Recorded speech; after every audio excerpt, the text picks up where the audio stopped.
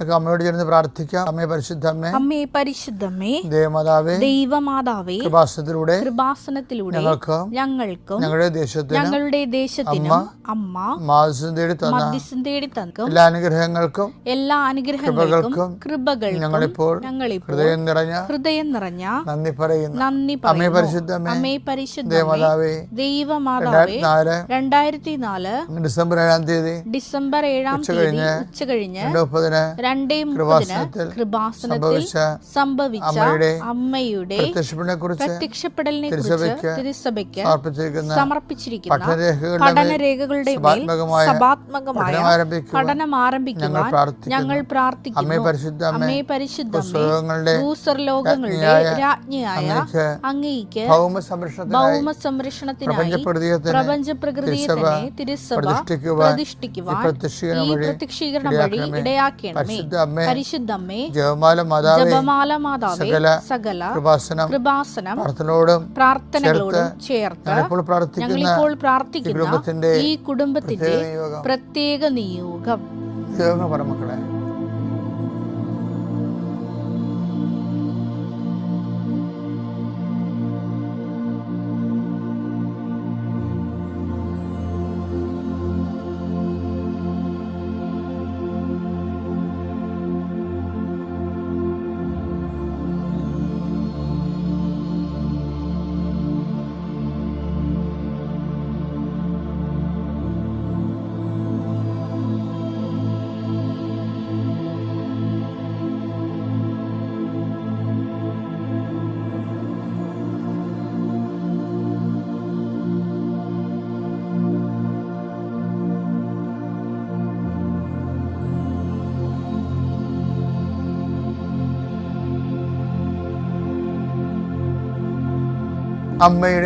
അമ്മയുടെ പ്രത്യക്ഷീകരണത്തിന്റെ അനുഗ്രഹവേളയിൽ ഞങ്ങൾക്ക് സാധിച്ചു തരുവാൻ കനിയണമേ. വിശ്വാസ പ്രമാണം. സർവശക്തനായ പിതാവും ആകാശത്തിന്റെയും ഭൂമിയുടെയും സൃഷ്ടാവുമായ ദൈവത്തിൽ ഞാൻ വിശ്വസിക്കുന്നു. അവിടുത്തെ ഏകപുത്രനും ഞങ്ങളുടെ കർത്താവുമായ ഈശോമിശിഹായിലും ഞാൻ വിശ്വസിക്കുന്നു. ഈ പുത്രൻ പരിശുദ്ധാത്മാവിനാൽ ഗർഭസ്ഥനായി കന്യകാമറിയത്തിൽ നിന്ന് പിറന്ന് പൊന്തിയോസ് പീലാത്തോസിന്റെ കാലത്ത് പീഡകൾ സഹിച്ച് കുരിശിൽ തറയ്ക്കപ്പെട്ട് മരിച്ച് അടക്കപ്പെട്ട് പാതാളങ്ങളിൽ ഇറങ്ങി മരിച്ചവരുടെ ഇടയിൽ നിന്ന് 3-ാം നാൾ ഉയർത്ത് സ്വർഗത്തിലേക്ക് എഴുന്നള്ളി സർവശക്തിയുള്ള പിതാവായ ദൈവത്തിന്റെ വലതുഭാഗത്തിരിക്കുന്നു. അവിടെ നിന്ന് ജീവിക്കുന്നവരെയും മരിച്ചവരെയും വിധിക്കുവാൻ വരുമെന്നും ഞാൻ വിശ്വസിക്കുന്നു. പരിശുദ്ധാത്മാവിലും ഞാൻ വിശ്വസിക്കുന്നു. വിശുദ്ധ കത്തോലിക്കാ സഭയിലും പുണ്യവാന്മാരുടെ ഐക്യത്തിലും പാപങ്ങളുടെ മോചനത്തിലും ശരീരത്തിന്റെ ഉയർപ്പിലും നിത്യമായ ജീവിതത്തിലും ഞാൻ വിശ്വസിക്കുന്നു. ആമേൻ. സ്വർഗ്ഗസ്ഥനായ ഞങ്ങളുടെ പിതാവേ, അങ്ങയുടെ നാമം പൂജിതമാകണമേ. അങ്ങയുടെ രാജ്യം വരണമേ. അങ്ങയുടെ തിരുമനസ് സ്വർഗത്തിലെ പോലെ ഭൂമിയിലും ആകണമേ. അന്നു വേണ്ടുന്ന ആഹാരം ഇന്ന് ഞങ്ങൾക്ക് തരണമേ. ഞങ്ങളോട് തെറ്റ് ചെയ്യുന്നവരോട് ഞങ്ങൾ ക്ഷമിക്കുന്നത് പോലെ ഞങ്ങളുടെ തെറ്റുകൾ ഞങ്ങളോടും ക്ഷമിക്കണമേ. ഞങ്ങളെ പ്രലോഭനത്തിൽ ഉൾപ്പെടുത്തരുതേ, തിന്മയിൽ ഞങ്ങൾ രക്ഷിക്കണമേ. ആമേൻ. നന്മ നിറഞ്ഞ മറിയമേ, സ്വസ്തി. കർത്താവ് അങ്ങയുടെ കൂടെ സ്ത്രീകളിൽ അങ്ങ് അനുഗ്രഹിക്കപ്പെട്ടവളാകുന്നു. അങ്ങയുടെ ഉദരത്തിൻ ഫലമായി ഈശോ അനുഗ്രഹിക്കപ്പെട്ടവനാകുന്നു. പരിശുദ്ധ മറിയമേ, തമ്പുരാന്റെ അമ്മേ, പാപികളായ ഞങ്ങൾക്ക് വേണ്ടി ഇപ്പോഴും ഞങ്ങളുടെ മരണസമയത്തും തമ്പുരാനോട് അപേക്ഷിക്കണമേ. ആമേൻ. കർത്താവിന്റെ ഉന്നതമായ നാമത്തിന് സ്തോത്രം ചെയ്യുന്നു. കർത്താവിന്റെ വിശുദ്ധ പൗരോഹിത്യത്തെ മഹത്വപ്പെടുത്തണമേ. കർത്താവെ, സഭയിലുള്ള സാന്നിധ്യം പ്രകടമാക്കണമേ. 39 വർഷം ഞാൻ അർപ്പിച്ച കൃപയുടെ യോഗ്യതയാൽ കൃപാസന അൾത്താരെ ജീവനോടെ പ്രത്യക്ഷപ്പെട്ട പരിശുദ്ധമ്മയുടെ പ്രത്യക്ഷീകരണ സ്ഥിരീകരണത്തിനായി അടയാളം ലഭിക്കാൻ ഞാൻ എല്ലാവരെയും ആശീർവദിക്കുന്നു. കർത്താവിൻ്റെ നീ എവിടെ പോകുന്നുവോ, ആരോട് സംസാരിക്കുന്നുവോ, എന്ത് ചെയ്യുന്നുവോ, നിന്റെ ഉദ്യമങ്ങൾ, സംരംഭങ്ങൾ കർത്താവിൻ്റെ നാമത്തിൽ അനുഗ്രഹിക്കപ്പെടട്ടെ. നിന്റെ പ്രവർത്തനങ്ങളാൽ ദൈവം മഹത്വപ്പെടട്ടെ. ഇന്നത്തെ ദിവസം നിനക്ക് നിലവിലുണ്ടാകുന്ന തടസ്സങ്ങളെ യേശുക്രിസ്തു നാമത്തിൽ ഞാൻ ശാസിച്ചു മാറ്റുന്നു. കർത്താവ്, ആലോചനകൾ വ്യർത്ഥമാക്കിയെന്നുണ്ടാകുന്ന രക്ഷയെ അങ്ങേ കൂടാതെയുള്ള ആലോചനകളാണ് പലപ്പോഴും വ്യർത്ഥമായി പോകുന്നത്. ബൈബിളിലെ പ്രധാനപ്പെട്ട പ്രമേയമാണ് കർത്താവ് അവൻ്റെ ആലോചനകൾ വ്യർത്ഥമാക്കിയെന്ന്. അഹിതോഫേലിൻ്റെ ആലോചനയെക്കുറിച്ച് പറയുമ്പോഴാണ് ആലോചനകൾ വ്യർത്ഥമാകണത്. ദൈവികമായ പദ്ധതികളെ കുറിച്ച് അല്ലാതെ നമ്മൾ ആലോചിച്ചാൽ ആലോചന വ്യർത്ഥമാകും. അതുകൊണ്ട് തന്നെ കർത്താവെ, ആലോചിക്കുന്ന ശിരസിനെ അങ്ങ് ആശീർവദിക്കണമേ. അത് നടപ്പിൽ വരുത്താൻ പോകുന്ന സമയങ്ങൾ ബാലാമിൻ്റെ കഴുതയെപ്പോലെ അത് നടപ്പിൽ വരുത്തുമ്പോഴേ കർത്താവെ, അത് അങ്ങ് ആഗ്രഹിക്കണം. അല്ല എന്നുണ്ടെങ്കിൽ കഴുത വഴിമുടക്കണ പോലെ കർത്താവെ നടപ്പിൽ വരുത്തുന്ന സമയത്ത് അതിനെ വഴിമുടക്കിക്കൊണ്ട് ദൈവത്തിൻ്റെ വഴികളിലൂടെ സഞ്ചരിക്കാൻ ഇടയാക്കണം പ്രാർത്ഥിക്കുന്നു. നിൻ്റെ രോഗപീഠകളുള്ളവർ, മറ്റു തരത്തിലുള്ള കുരുക്കിൽ ചെന്നവർ, സംസാരിച്ച് തീരാവുന്ന പ്രശ്നങ്ങളാണെങ്കിൽ ആ സംസാരം തീരുമ്പോൾ കർത്താവിൻ്റെ ചൈതന്യം നിങ്ങൾ നിവസിക്കുവാനും നീ ഇന്ന് ഈ ആശീർവാദത്താൽ സമാധാനം അനുഭവിക്കാൻ ഞാൻ നിന്നെയും നിന്റെ കുടുംബത്തെയും നിന്റെ ജീവിതത്തെയും കർത്താവിൻ്റെ നാമത്തെ ആശീർവദിക്കുന്നു. ഗ്രീസ്. എല്ലാവർക്കും തിരുവോണത്തിൻ്റെ പൊന്നാശംസകൾ. നമ്മുടെ മണ്ണിൻ്റെ ഒരു മഹോത്സവമാണ്. അതിൻ്റെ ഫെസ്റ്റിവലിൽ നമ്മളെല്ലാം മനസ്സുകൊണ്ട് പങ്കെടുക്കുകയും അതിൻ്റെ ഭാഗമാവുകയും ചെയ്യുന്നു. അപ്പം എല്ലാവർക്കും ഹൃദ്യമായ ഓണാശംസകൾ. ഇന്ന് എൻ്റെ മനസ്സിൽ വരുന്നത്, നമുക്കറിയാമല്ലോ, ഈ പരിശുദ്ധ അമ്മയുടെ പ്രാർത്ഥനകളെ വെച്ച് ഏറ്റവും എപ്പോഴും എന്നെ വല്ലാണ്ട് ഇങ്ങനെ ചിന്തിപ്പിക്കുന്നത്, ശക്തനായവൻ എനിക്ക് വലിയ കാര്യങ്ങൾ ചെയ്തിരിക്കുന്നു. Take the word of God. ലൂക്ക 1:49. ലൂക്ക 1:49. ശക്തനായവൻ എനിക്ക് വലിയ കാര്യങ്ങൾ ചെയ്തിരിക്കുന്നു. അവിടുത്തെ നാമം പരിശുദ്ധമാണ്.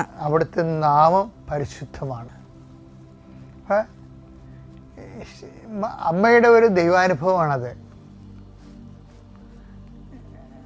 Marian experience of God.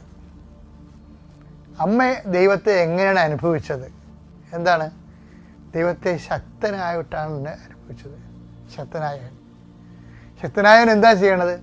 വലിയ കാര്യങ്ങൾ ചെയ്യും. ഇതാണ് നമ്മളെ ആവേശം കൊള്ളിക്കേണ്ടത്. ഇപ്പം ചില കാര്യങ്ങൾക്ക് നീ ഇങ്ങനെ വിറങ്ങലിച്ച് നിൽക്കുമ്പോൾ നിൻ്റെ മനസ്സ് നിന്നോട് പറയണം, എൻ്റെ കൂടെയുള്ളതും ഞാൻ വിശ്വസിക്കുന്നത് ശക്തനായവനിലാണെന്ന്.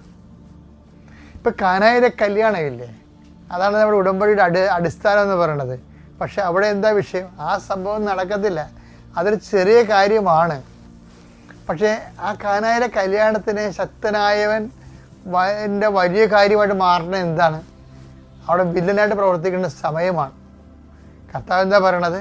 എൻ്റെ സമയം ഇനി സമാഗതമായിട്ടില്ല എന്ന് പറയുമ്പോൾ അത് ചെറിയ കാര്യമല്ലെന്ന് മനസ്സിലാകും. അവിടെ അത് വലിയ കാര്യമാണ്. എന്താ കാര്യം? സമയത്തിൻ്റെ പരിമിതികളെ അതിലംഘിക്കണം. അതിന് അമ്മയുടെ മാധ്യസ്ഥമാണ്. അതാണ് സമയത്തിൻ്റെ അധികാരി, സഞ്ചാരി മാതാവെന്നൊക്കെ ജനങ്ങൾ സാക്ഷ്യം പറയുന്നത്. എന്താണെന്ന് വെച്ചാൽ അമ്മയുടെ മാധ്യസ്ഥം കൊണ്ട് ആകാത്ത സമയം ആക്കിയെടുക്കാൻ സമയത്തിന് മേൽ അധികാരം ദൈവം പ്രഖ്യാപിക്കും. ആ ഒരു സമയത്തിൻ്റെ മേൽ അമ്മയുടെ മാധ്യസ്ഥത്തിൽ. അപ്പം അതുകൊണ്ട് അത് വലിയ കാര്യമായി മാറുകയാണ്. കാനായിലെ കല്യാണം കുറച്ച് പേർക്ക് സദ്യ വിളമ്പുന്ന സമയത്ത് ഉണ്ടായിട്ടുള്ള ഒരു ഭൗതികമായ കാര്യമാണെങ്കിലും അത് ചെറിയ കാര്യമാണ്. ശരിക്കും പറഞ്ഞാൽ വെള്ളം വീഞ്ഞാക്കുക എന്നുള്ള ചെറിയ കാര്യമാണ്. അത് വലിയ കാര്യമാകണത് സമയത്തിൻ്റെ കണ്ടന്റ് എൻ്റെ അടുത്ത് വന്നതാണ്. കൃപാസനത്തിൽ എന്തുകൊണ്ടാണ് അങ്ങനെ വരാൻ കാര്യം? സമയഘടികാരം നെഞ്ചിൽ ചാർത്തിയാണ് അമ്മ മാതാവ് ഇവിടെ പ്രത്യക്ഷ ദർശനം നൽകിയത്. അപ്പം അതിൻ്റെ ഭാഗമായിട്ട് വന്ന് മനുഷ്യൻ്റെ സമയത്തെ ബാധിക്കുന്ന എല്ലാ വിഷയവും, അവസാന കാലത്തെ ദുരന്തങ്ങളും അതിനെയൊക്കെ കൺട്രോൾ ചെയ്യാൻ കൃപാസന മാതാവിന് കഴിയും. അത് പക്ഷെ നമ്മളല്ലാതെ പറയേണ്ടത്, അത് ആർക്കാണ് പറയേണ്ടത്? അത് അങ്ങനെ കഴിയുമോ ഇല്ലയോ എന്ന് പറയേണ്ടത് ആരാണ്? സഭയാണ്.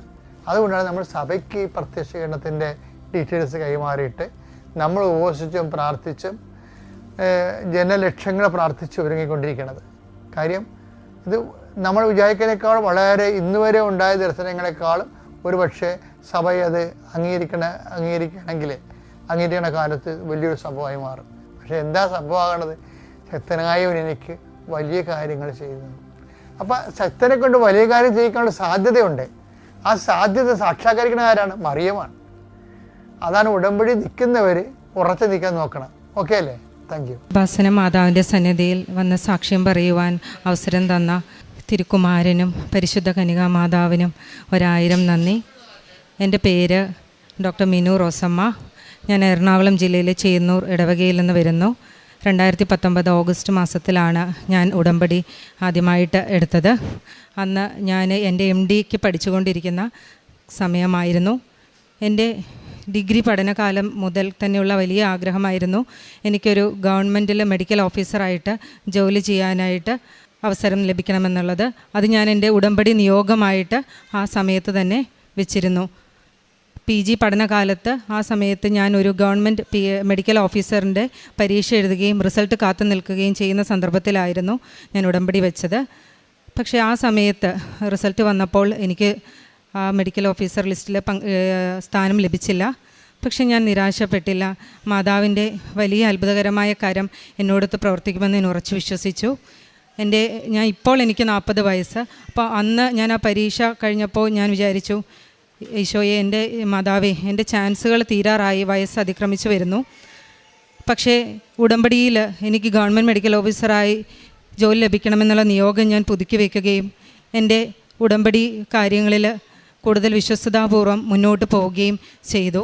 ഇതിനു മുമ്പ് ഒരു സാക്ഷ്യം ഇവിടെ എനിക്ക് ഈ അൾത്താരയിൽ പറയാൻ എനിക്ക് മാതാവ് അവസരം തന്നിരുന്നു. ഇതെൻ്റെ 2ാമത്തെ സാക്ഷ്യമാണ്. അങ്ങനെ PG പഠനകാലം വിജയകരമായി പൂർത്തിയാകുകയും എനിക്ക് ഗവൺമെൻറ് ജോലിയിൽ താൽക്കാലികമായിട്ട് ഗവൺമെൻറ് സ്ഥാപനങ്ങളിൽ താൽക്കാലികമായിട്ട് കരാർ അടിസ്ഥാനത്തിൽ PG പഠിച്ച് ഇറങ്ങിയ ഉടനെ തന്നെ ജോലി ലഭിക്കുകയും ചെയ്തു. അപ്പം ഞാൻ വിചാരിച്ചു, മാതാവേ, ഞാൻ ഗവൺമെൻറ് പെർമനൻറ്റ് പോസ്റ്റിനാണ് ആഗ്രഹിച്ചത്. പക്ഷേ അമ്മയുടെ ഇഷ്ടം ഇതാണെങ്കിൽ നടക്കട്ടെ. എങ്കിലും എൻ്റെ ഉടമ്പടി അതുപോലെ തന്നെ ഞാൻ മുന്നോട്ട് കൊണ്ടുപോയിക്കൊണ്ടിരുന്നു. ആ 1 വർഷത്തെ കരാർ നിയമനത്തിൽ ജോലിക്ക് പ്രവേശിച്ച എനിക്ക് 1 മാസത്തിനുള്ളിൽ ചെന്നുടനെ തന്നെ മേലധികാരിയിൽ നിന്ന് അറിഞ്ഞു, ചിലപ്പോൾ 1 മാസത്തിനുള്ളിൽ താങ്കളുടെ ജോലി പോകാൻ സാധ്യതയുണ്ട്. ഒരു ട്രാൻസ്ഫർ വരുന്നത് സംബന്ധിച്ച് ഉള്ള കാര്യം കൊണ്ടായിരുന്നു. പക്ഷേ ഞാൻ അപ്പോൾ ഉടനെ തന്നെ ഉടമ്പടി തലമെടുത്ത് വിശ്വാസപൂർവ്വം എൻ്റെ ക്യാബിനിൽ എൻ്റെ ടേബിളിൽ വന്ന് വരച്ചിട്ട് പറഞ്ഞു, അമ്മേ മാതാവേ, മറ്റൊരു നല്ല ജോലി ലഭിക്കുന്നത് വരെ ഇവിടെ നിന്ന് എനിക്ക് മാറിപ്പോകാൻ അമ്മ ഇടവരുത്തരുതേ എന്ന്. അതുപോലെ തന്നെ 1 മാസം ഉണ്ടാകുമുള്ളൂ എന്ന് എന്നോട് മേലധികാരി പറഞ്ഞ സ്ഥലത്ത് ഞാൻ 2 വർഷക്കാലം, 1 വർഷത്തെ കരാർ വീണ്ടും പുതുക്കി 2 വർഷക്കാലം അവിടെ തന്നെ ജോലി ചെയ്യുന്നതിന് എനിക്ക് മാതാവ് അവസരം നൽകി. അത് കഴിഞ്ഞ ഉടനെ തന്നെ മറ്റൊരു എയ്ഡഡ് കോളേജിൽ അസിസ്റ്റൻറ്റ് പ്രൊഫസറായിട്ട് ആയുർവേദ കോളേജിൽ വർക്ക് ചെയ്യാനായിട്ട് മാതാവ് എനിക്ക് അവസരം തന്നു. ഇതിനിടയിൽ വളരെ അത്ഭുതകരമായിട്ട് നോർമലി ഇനി നെക്സ്റ്റ് ഒരു PSC MO എഴുതാനുള്ള അവസരം എനിക്ക് ഉണ്ടാകുമോ എന്നതിന് സംശയിച്ചിരുന്ന സമയത്ത് എൻ്റെ സ്പെഷ്യലൈസേഷൻ, ഞാൻ ചെയ്ത MD സ്പെഷ്യലൈസേഷൻ വിഭാഗത്തിൽ സ്പെഷ്യലിസ്റ്റ് മെഡിക്കൽ ഓഫീസറായിട്ട് ഒരു വേക്കൻസിയിലേക്ക് PSC വിളിച്ചു. അപ്പം ഞാൻ മാതാവിനോട് പറഞ്ഞു, എന്നേക്കാളും മിടുക്കരായ എത്രയോ പേരുണ്ട്, ഇപ്പോൾ പഠിച്ചിറങ്ങിയ കുട്ടികളും ഒക്കെ ഉണ്ട്. പക്ഷെ മാതാവേ, അമ്മയിൽ ആശ്രയിച്ചുകൊണ്ട് ഞാൻ ആ പരീക്ഷയ്ക്ക് തയ്യാറെടുക്കാൻ ശ്രമിച്ചു. രാവിലെ ഓൾമോസ്റ്റ് 7-7:30 ആകുമ്പം നമ്മുടെ ജോലി സ്ഥാപനത്തിലെത്തണം. വൈകുന്നേരം 7 മണിയൊക്കെ ആവും ഡ്യൂട്ടി കഴിഞ്ഞ് വരാൻ. അതിൻ്റെ ഇടയിൽ യാത്ര, തിരുവനന്തപുരത്ത് വർക്ക് ചെയ്തിരുന്നുകൊണ്ട് എറണാകുളത്തേക്കുള്ള യാത്ര, പഠനത്തിന് വളരെ ചുരുങ്ങിയ സമയം മാത്രമേ ലഭിക്കുമായിരുന്നുള്ളൂ. ഞാനാണെങ്കിൽ വളരെ ആഗ്രഹത്തോടുകൂടി ഇതിന് പ്രിപ്പയർ ചെയ്യുന്ന കണ്ടപ്പോൾ എൻ്റെ കൂടെ ഉണ്ടായിരുന്ന ഒരു പ്രൊഫസർ പറഞ്ഞു, മോളെ, നീ ഇത്രയും ആഗ്രഹത്തോടുകൂടി മുന്നോട്ട് പോകുന്നുണ്ട് പറയുകയാണ് നിനക്ക്. ഞാനപ്പോൾ 2 ആഴ്ച ഒരു ലീവ് ചോദിച്ചു. അപ്പോൾ സാറ് പറഞ്ഞു, ഈ 2 ആഴ്ചയൊന്നും പഠിച്ചിട്ടൊന്നും കിട്ടത്തില്ല, ആളുകൾ 1 വർഷമൊക്കെ ഇരുന്ന് പഠിക്കുന്നതാണ്, നീ പിന്നീട് നിരാശപ്പെടരുത്, വിഷമിക്കരുത്, അതുകൊണ്ട് ഞാൻ പറയുകയാണെന്ന് പറഞ്ഞു. അപ്പോൾ എൻ്റെ മനസ്സിൽ വളരെ വിഷമം തോന്നി. എനിക്ക് അത്ര ചുരുങ്ങിയ സമയമുള്ളൂ. അപ്പോൾ ഞാൻ ഉടനെ ഇവിടെ മാതാവിൻ്റെ സന്നിധിയിലേക്ക് ഓടി വന്നു. അവിടെ വന്ന് അച്ഛനെ കണ്ട് പ്രാർത്ഥനാ സഹായവുമൊക്കെ നേടി പ്രാർത്ഥിച്ചു. അച്ഛൻ്റെ ബ്ലെസ്സിങ് കിട്ടി. ആ സമയത്ത് എനിക്ക് മുന്നേ കോവിഡ് വന്നതുകൊണ്ട് കണ്ണിൻ്റെ ഒരു പ്രശ്നം കാരണം എനിക്ക് അധികം നേരം സ്ട്രെയിൻ ചെയ്ത് വായിക്കാൻ പറ്റില്ലായിരുന്നു. പക്ഷേ അതിനുശേഷം ആ ബ്ലെസ്സിങ്, പരീക്ഷയ്ക്ക് വേണ്ടി ബ്ലെസ്സിങ് കിട്ടിയതോടുകൂടി എനിക്ക് വായിക്കാനൊക്കെ പറ്റുകയും ഓൾമോസ്റ്റ് 5 ഡേയ്സ് എനിക്ക് ലീവ് സാങ്ഷനായി. അപ്പം ഞാൻ മാതാവിനോട് പറഞ്ഞു, ഈ 5 ദിവസത്തെ 5 അപ്പത്തെ 5000 ആക്കി മാറ്റിയ അമ്മയുടെ തിരുക്കുമാരനോട് പറഞ്ഞ് ഈ 5 ദിവസത്തെ 5000 മണിക്കൂറുകളാക്കി അമ്മ മാറ്റി എൻ്റെ പരീക്ഷയിൽ പെർഫോം ചെയ്യാൻ എന്നെ സഹായിക്കണമേ എന്ന് പറഞ്ഞ് അമ്മയുടെ കാശുരൂപവും ഉപ്പുമൊക്കെ കൊണ്ട് ഞാൻ പരീക്ഷയ്ക്ക് പോവുകയും ഒരുമാതിരി നല്ല ടഫ് എക്സാം ആയിരുന്നു. പരീക്ഷ പൂർത്തിയാവുകയും ചെയ്തു. പക്ഷേ എല്ലാവരെയും അത്ഭുതപ്പെടുത്തിക്കൊണ്ട്, എൻ്റെ കൂടെ വർക്ക് ചെയ്യുന്നവരെ എല്ലാവരെയും അത്ഭുതപ്പെടുത്തിക്കൊണ്ട് എനിക്ക് ആ ലിസ്റ്റിൽ ഇടം നേടാനായിട്ട് സാധിച്ചു. പക്ഷേ ഗവൺമെൻറ് കാര്യമാണല്ലോ, ലിസ്റ്റിൽ വന്നാലും പിന്നെയും ഇൻ്റർവ്യൂ, പിന്നെ അപ്പോയിൻമെൻറ്റ്, അങ്ങനെ കുറേ കടമ്പകളുണ്ട്. ഇങ്ങനെ ഞാൻ താൽക്കാലികമായി വർക്ക് ചെയ്തുകൊണ്ടിരിക്കുമ്പോൾ മറ്റൊരു അത്ഭുതകരമായ കാര്യം കൂടി സംഭവിച്ചു. നാഷണൽ ആയുഷ് മിഷൻ എന്ന് പറയുന്ന ഇതിൽ, നാഷണൽ ആയുഷ് മിഷനിൽ സ്പെഷ്യലിസ്റ്റ് മെഡിക്കൽ ഓഫീസറായിട്ട് ഒരു പരീക്ഷ ആപ്ലിക്കേഷൻ വിളിച്ചു. അപ്പം ഞാനത് അപ്ലൈ ചെയ്തെങ്കിലും കിട്ടില്ല, ഇനി പഠിക്കാൻ സമയമൊന്നുമില്ല, ഞാനൊന്നും ചെയ്യുന്നില്ല, പോകുന്നില്ല എന്നുള്ള രീതിയിൽ ഇരിക്കുകയായിരുന്നു. അപ്പോൾ അമ്മ പറഞ്ഞു, മാതാവല്ലേടി നിൻ്റെ കൂടെ ഉള്ളത്, നീ വെറുതെ പോയി പരീക്ഷ എഴുതിയേച്ച് വാ, ഉടമ്പടി കാശ് രൂപം കൊണ്ട് പോകുമെന്ന് പറഞ്ഞു. അപ്പോൾ അമ്മ പറഞ്ഞതല്ലേ, അനുസരിച്ചേക്കാം എന്ന് വിചാരിച്ച് ഞാൻ പെട്ടെന്ന് ട്രിവാൻഡ്രത്ത് ആ എക്സാം ഹാൾ സെൻറ്ററിൽ പോയി. ചെന്നപ്പോൾ പ്രത്യേകിച്ച് വായിക്കാനൊന്നുമില്ല, പ്രിപ്പയർ ചെയ്യാൻ സമയമില്ല. ഉടമ്പടി കാശ് രൂപ എടുത്ത് കൈ വെച്ച് പ്രാർത്ഥിച്ചു, പരീക്ഷ എഴുതി ഞാൻ തിരിച്ചു വന്നു. ആ നാഷണൽ ആയുഷ് മിഷൻ്റെ സ്പെഷ്യലിസ്റ്റ് മെഡിക്കൽ ഓഫീസർ എക്സാമിൽ ഏറ്റവും കൂടുതൽ മാർക്ക് നേടിയ വ്യക്തി ഞാനായിരുന്നു. അത് ഞാൻ ആ റിസൾട്ട് പോലും ഞാൻ നോക്കിയില്ല, മറ്റുള്ളവർ പറഞ്ഞിട്ടാണ് അറിഞ്ഞത്. അപ്പോൾ ഞാൻ അത്ഭുതപ്പെട്ടു പോയി. അപ്പോൾ എന്താണ് ഗ്രേസ്, എന്താണ് നമ്മുടെ ക്വാളിറ്റി? ദൈവത്തിൻ്റെ കൃപയല്ലാതെ മറ്റൊന്നും നമ്മുടെ ജീവിതത്തിലില്ല. പൂർണ്ണമായിട്ട് ഞാനൊരു സീറോയും ദൈവം മാത്രം, പരിശുദ്ധ അമ്മയുടെ മാധ്യസ്ഥം മാത്രമാണ് അവിടെ വർക്കൗട്ടായത്. അതിൽ ഇൻ്റർവ്യൂ കഴിഞ്ഞു, ഞാൻ സെക്കൻഡ് റാങ്ക്, ഇൻ്റർവ്യൂവിൽ സെക്കൻഡ് റാങ്കായിരുന്നു. അപ്പോൾ അത് കഴിഞ്ഞ് ഞാൻ അവിടെ ജോലിയിൽ പ്രവേശിച്ചു. അങ്ങനെ അവിടെ വർക്ക് ചെയ്തുകൊണ്ടിരിക്കുമ്പോൾ ആദ്യം എഴുതിയ PSC പെർമനൻറ്റ് പോസ്റ്റിലേക്കുള്ള സ്പെഷ്യലിസ്റ്റ് മെഡിക്കൽ ഓഫീസറിൻ്റെ അപ്പോയിൻമെൻറ്റ് ഓർഡർ വന്നു.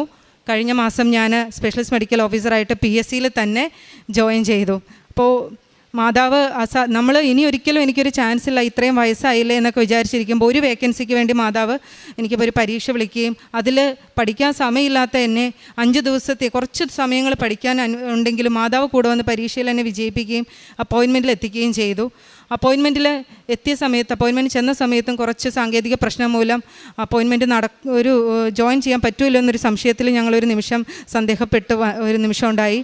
പക്ഷേ അപ്പോൾ ഞാൻ പറഞ്ഞു, മാതാവേ, ഞാൻ എല്ലാവരോടും പറഞ്ഞു അമ്മ തന്ന ജോലിയാണിതെന്ന് പറഞ്ഞാൽ ഞാൻ വന്നത്, ജോലി എനിക്ക് വേറെ കിട്ടുമായിരിക്കും, പക്ഷേ എൻ്റെ അമ്മയും ഞാൻ പറഞ്ഞതാണ് ഈ ജോലി അമ്മ തന്നെയാണ്, അതുകൊണ്ട് എനിക്കിതിൽ എന്തായാലും ജോലിയിൽ പ്രവേശിക്കണം.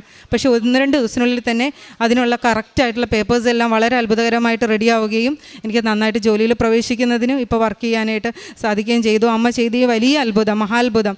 40 വയസ്സായി നിൽക്കുന്ന എനിക്ക് 40ാമത്തെ വയസ്സിൽ കിട്ടിയ ഗവൺമെൻറ് ജോലി, എത്രയോ വർഷങ്ങൾ കൊണ്ടുള്ള എൻ്റെ ആഗ്രഹം, അതിന് നന്ദി പറയുന്നു.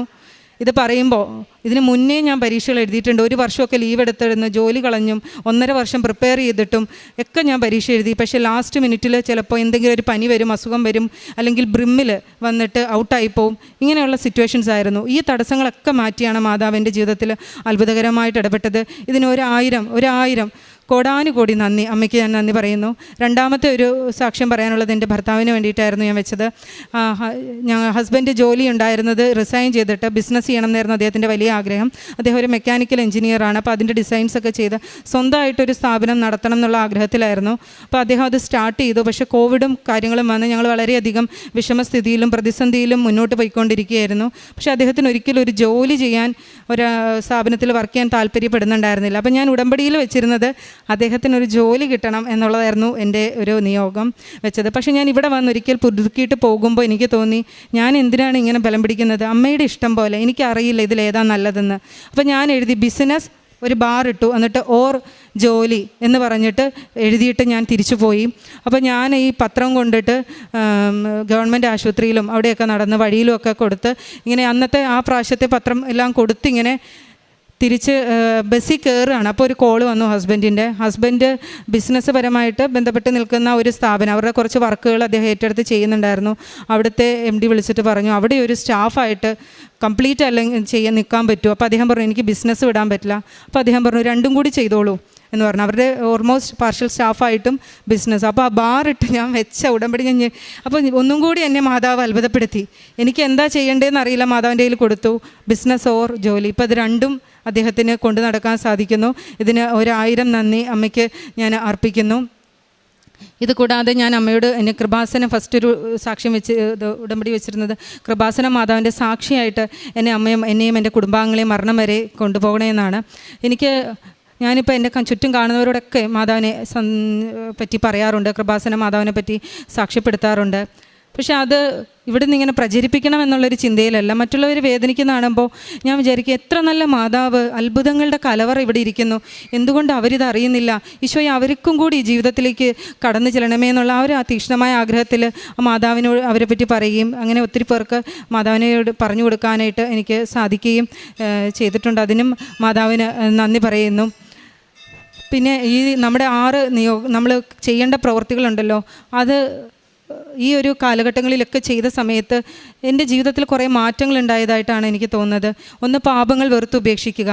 ഞാൻ സ്വയം എന്നെപ്പറ്റി വിചാരിച്ചിരുന്ന ഞാൻ വളരെ നല്ല വ്യക്തിയാണ് എന്നൊക്കെ സ്വന്തം ഒരു ചിന്തയുണ്ടല്ലോ, കുഴപ്പമില്ല, തരക്കേടില്ല എന്നൊക്കെ വിചാരിച്ചു. പക്ഷേ ഞാൻ തിരിച്ചറിഞ്ഞു എൻ്റെ ഉള്ളിൽ ഞാനെന്നൊരു ഭാവം, അഹംഭാവം ഉണ്ട് എന്ന് ഞാൻ തിരിച്ചറിഞ്ഞു. എൻ്റെ അപ്പനെ ആകട്ടെ അമ്മയാകട്ടെ ആരോടാണെങ്കിലും ഉള്ളിൻ്റെ ഉള്ളിൽ ഞാൻ തിരിച്ചറിയാം. അതുവരെ എനിക്ക് അറിയില്ലായിരുന്നു അങ്ങനെ ഒരു ചിന്ത എനിക്കുണ്ടെന്ന്. പക്ഷെ അതെനിക്ക് മനസ്സിലാക്കാനും കൂടുതൽ എളിമപ്പെടാനും എൻ്റെ മാതാപിതാക്കളോടാണെങ്കിലും എൻ്റെ ഭർത്താവിനെയാണെങ്കിലും പരിപൂർണമായിട്ടും അവരെ അനുസരിക്കാനും വിധേയപ്പെടാനും സ്നേഹിക്കാനും ആ ഒരു തലത്തിലേക്ക് എൻ്റെ മാനസികാവസ്ഥയെ മാറ്റാൻ ഈ ഇതിൽ സാധിച്ചു. അതുപോലെ എനിക്ക് സ്വർഗസ്ഥനായ ഈ ഉടമ്പടി എടുത്ത് കുറച്ച് കൃത്യമായിട്ട് പാലിച്ചു തുടങ്ങിയപ്പോൾ എനിക്ക് സ്വർഗസ്ഥനായ എന്ന് പറഞ്ഞ പ്രാർത്ഥന ചൊല്ലാൻ പറ്റാതായി. അപ്പോൾ ഒക്കെ ഞാൻ വർഷങ്ങൾക്ക് മുന്നേ വേദനിപ്പിച്ചോ ഒക്കെ പോയ ആളുകളുടെ ചിന്തകളൊക്കെ മനസ്സിലേക്ക് വന്നു. അങ്ങനെ ഓരോരുത്തരെയും ഓർത്ത് ഞാൻ ഈശോയുടെ മുന്നിൽ ക്ഷമ ചോദിച്ച് മുന്നോട്ട് പരമാവധി എൻ്റെ തെറ്റുകുറ്റങ്ങൾ കുറച്ചുകൊണ്ട് പോകാൻ ശ്രമിച്ചു. മാത്രമല്ല, പുതിയതായിട്ട് ആരെങ്കിലും എന്നെ വേദനിപ്പിക്കുകയാണെങ്കിൽ അവർക്ക് വേണ്ടി പ്രാർത്ഥിക്കാനുള്ളൊരു കൃപ. പണ്ടാണെങ്കിൽ നമ്മൾ ക്ഷമിക്കാൻ ശ്രമിക്കും, പക്ഷേ ഇപ്പം ഞാൻ ആ വ്യക്തികളെ സമർപ്പിച്ച് പ്രാർത്ഥിക്കുകയും പിന്നീട് അവരൊക്കെ സ്നേഹത്തോടുകൂടി എന്നോട് പെരുമാറുന്ന കണ്ടീഷൻസിലേക്ക് മാറ്റുന്നതും ഞാൻ കണ്ടിട്ടുണ്ട്. അതിന് ഒത്തിരി നന്ദി. അതേപോലെ ബൈബിൾ വായനയിലാണെങ്കിലും അനുദിനം എന്ത് പ്രശ്നം വന്നാലും ഓടിച്ചെന്ന് ഞാൻ കെട്ടിപ്പിടിച്ച് ബൈബിൾ നെഞ്ചോട് ചേർത്ത് വെക്കും, എന്നിട്ട് തുറന്ന് പ്രാർത്ഥിക്കും. അപ്പോൾ എനിക്ക് കൃത്യമായിട്ട് മറുപടി പറഞ്ഞ് എന്തും എല്ലാ ദിവസവും മാതാവ് ഈശോ എന്നെ ആ വചനത്തിലൂടെ എന്ത് പ്രശ്നങ്ങളിലൂടെയാണെങ്കിലും നയിക്കുന്നതായിട്ടാണ് എനിക്ക് തോന്നിയത്.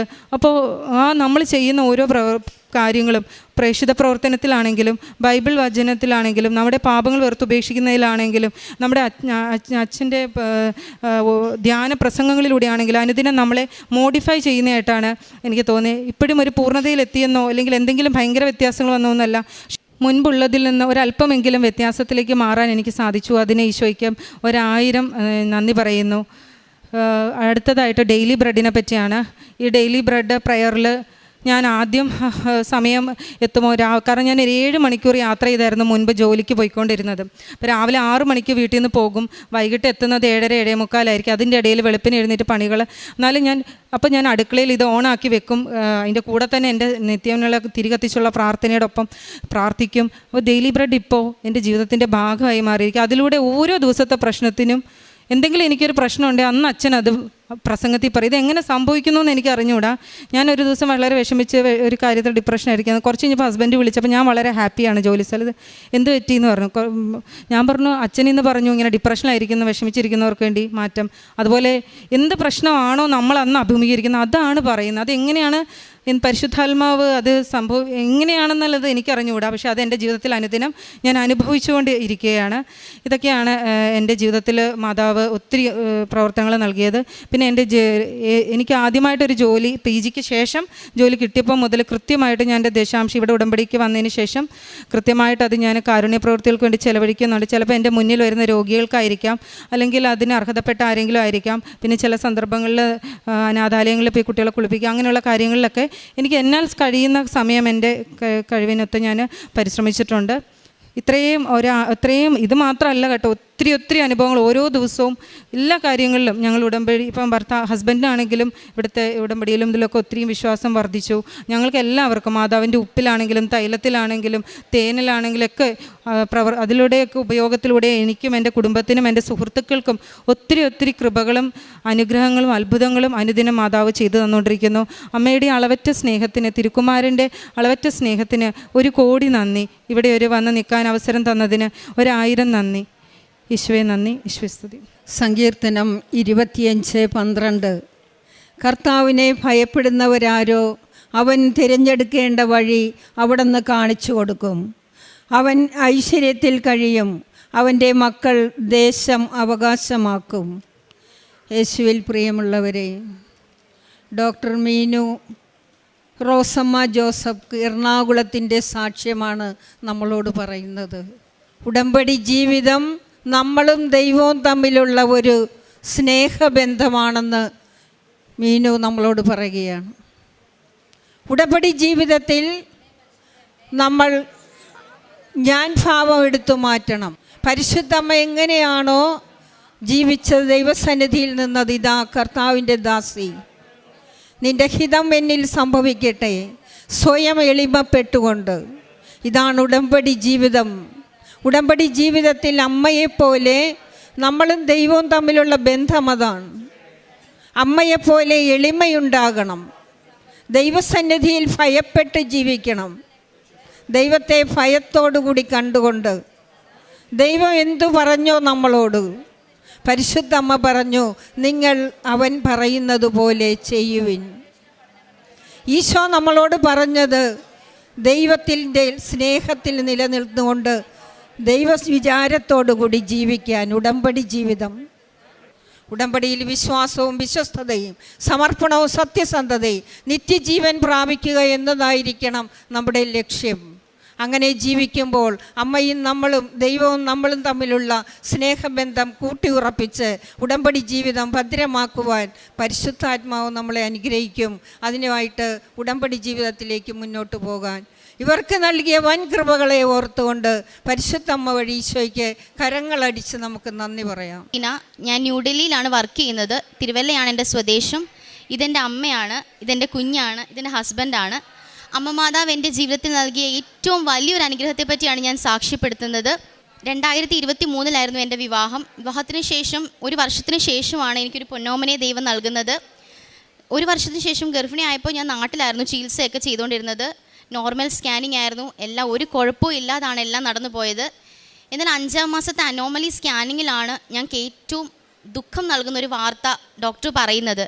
കുഞ്ഞിന് CDH ആണെന്ന് പറഞ്ഞു. അതായത് ലെഫ്റ്റ് കൺജൻഷ്യൽ ഡയഫ്രമാറ്റിക് ഹെർണിയ.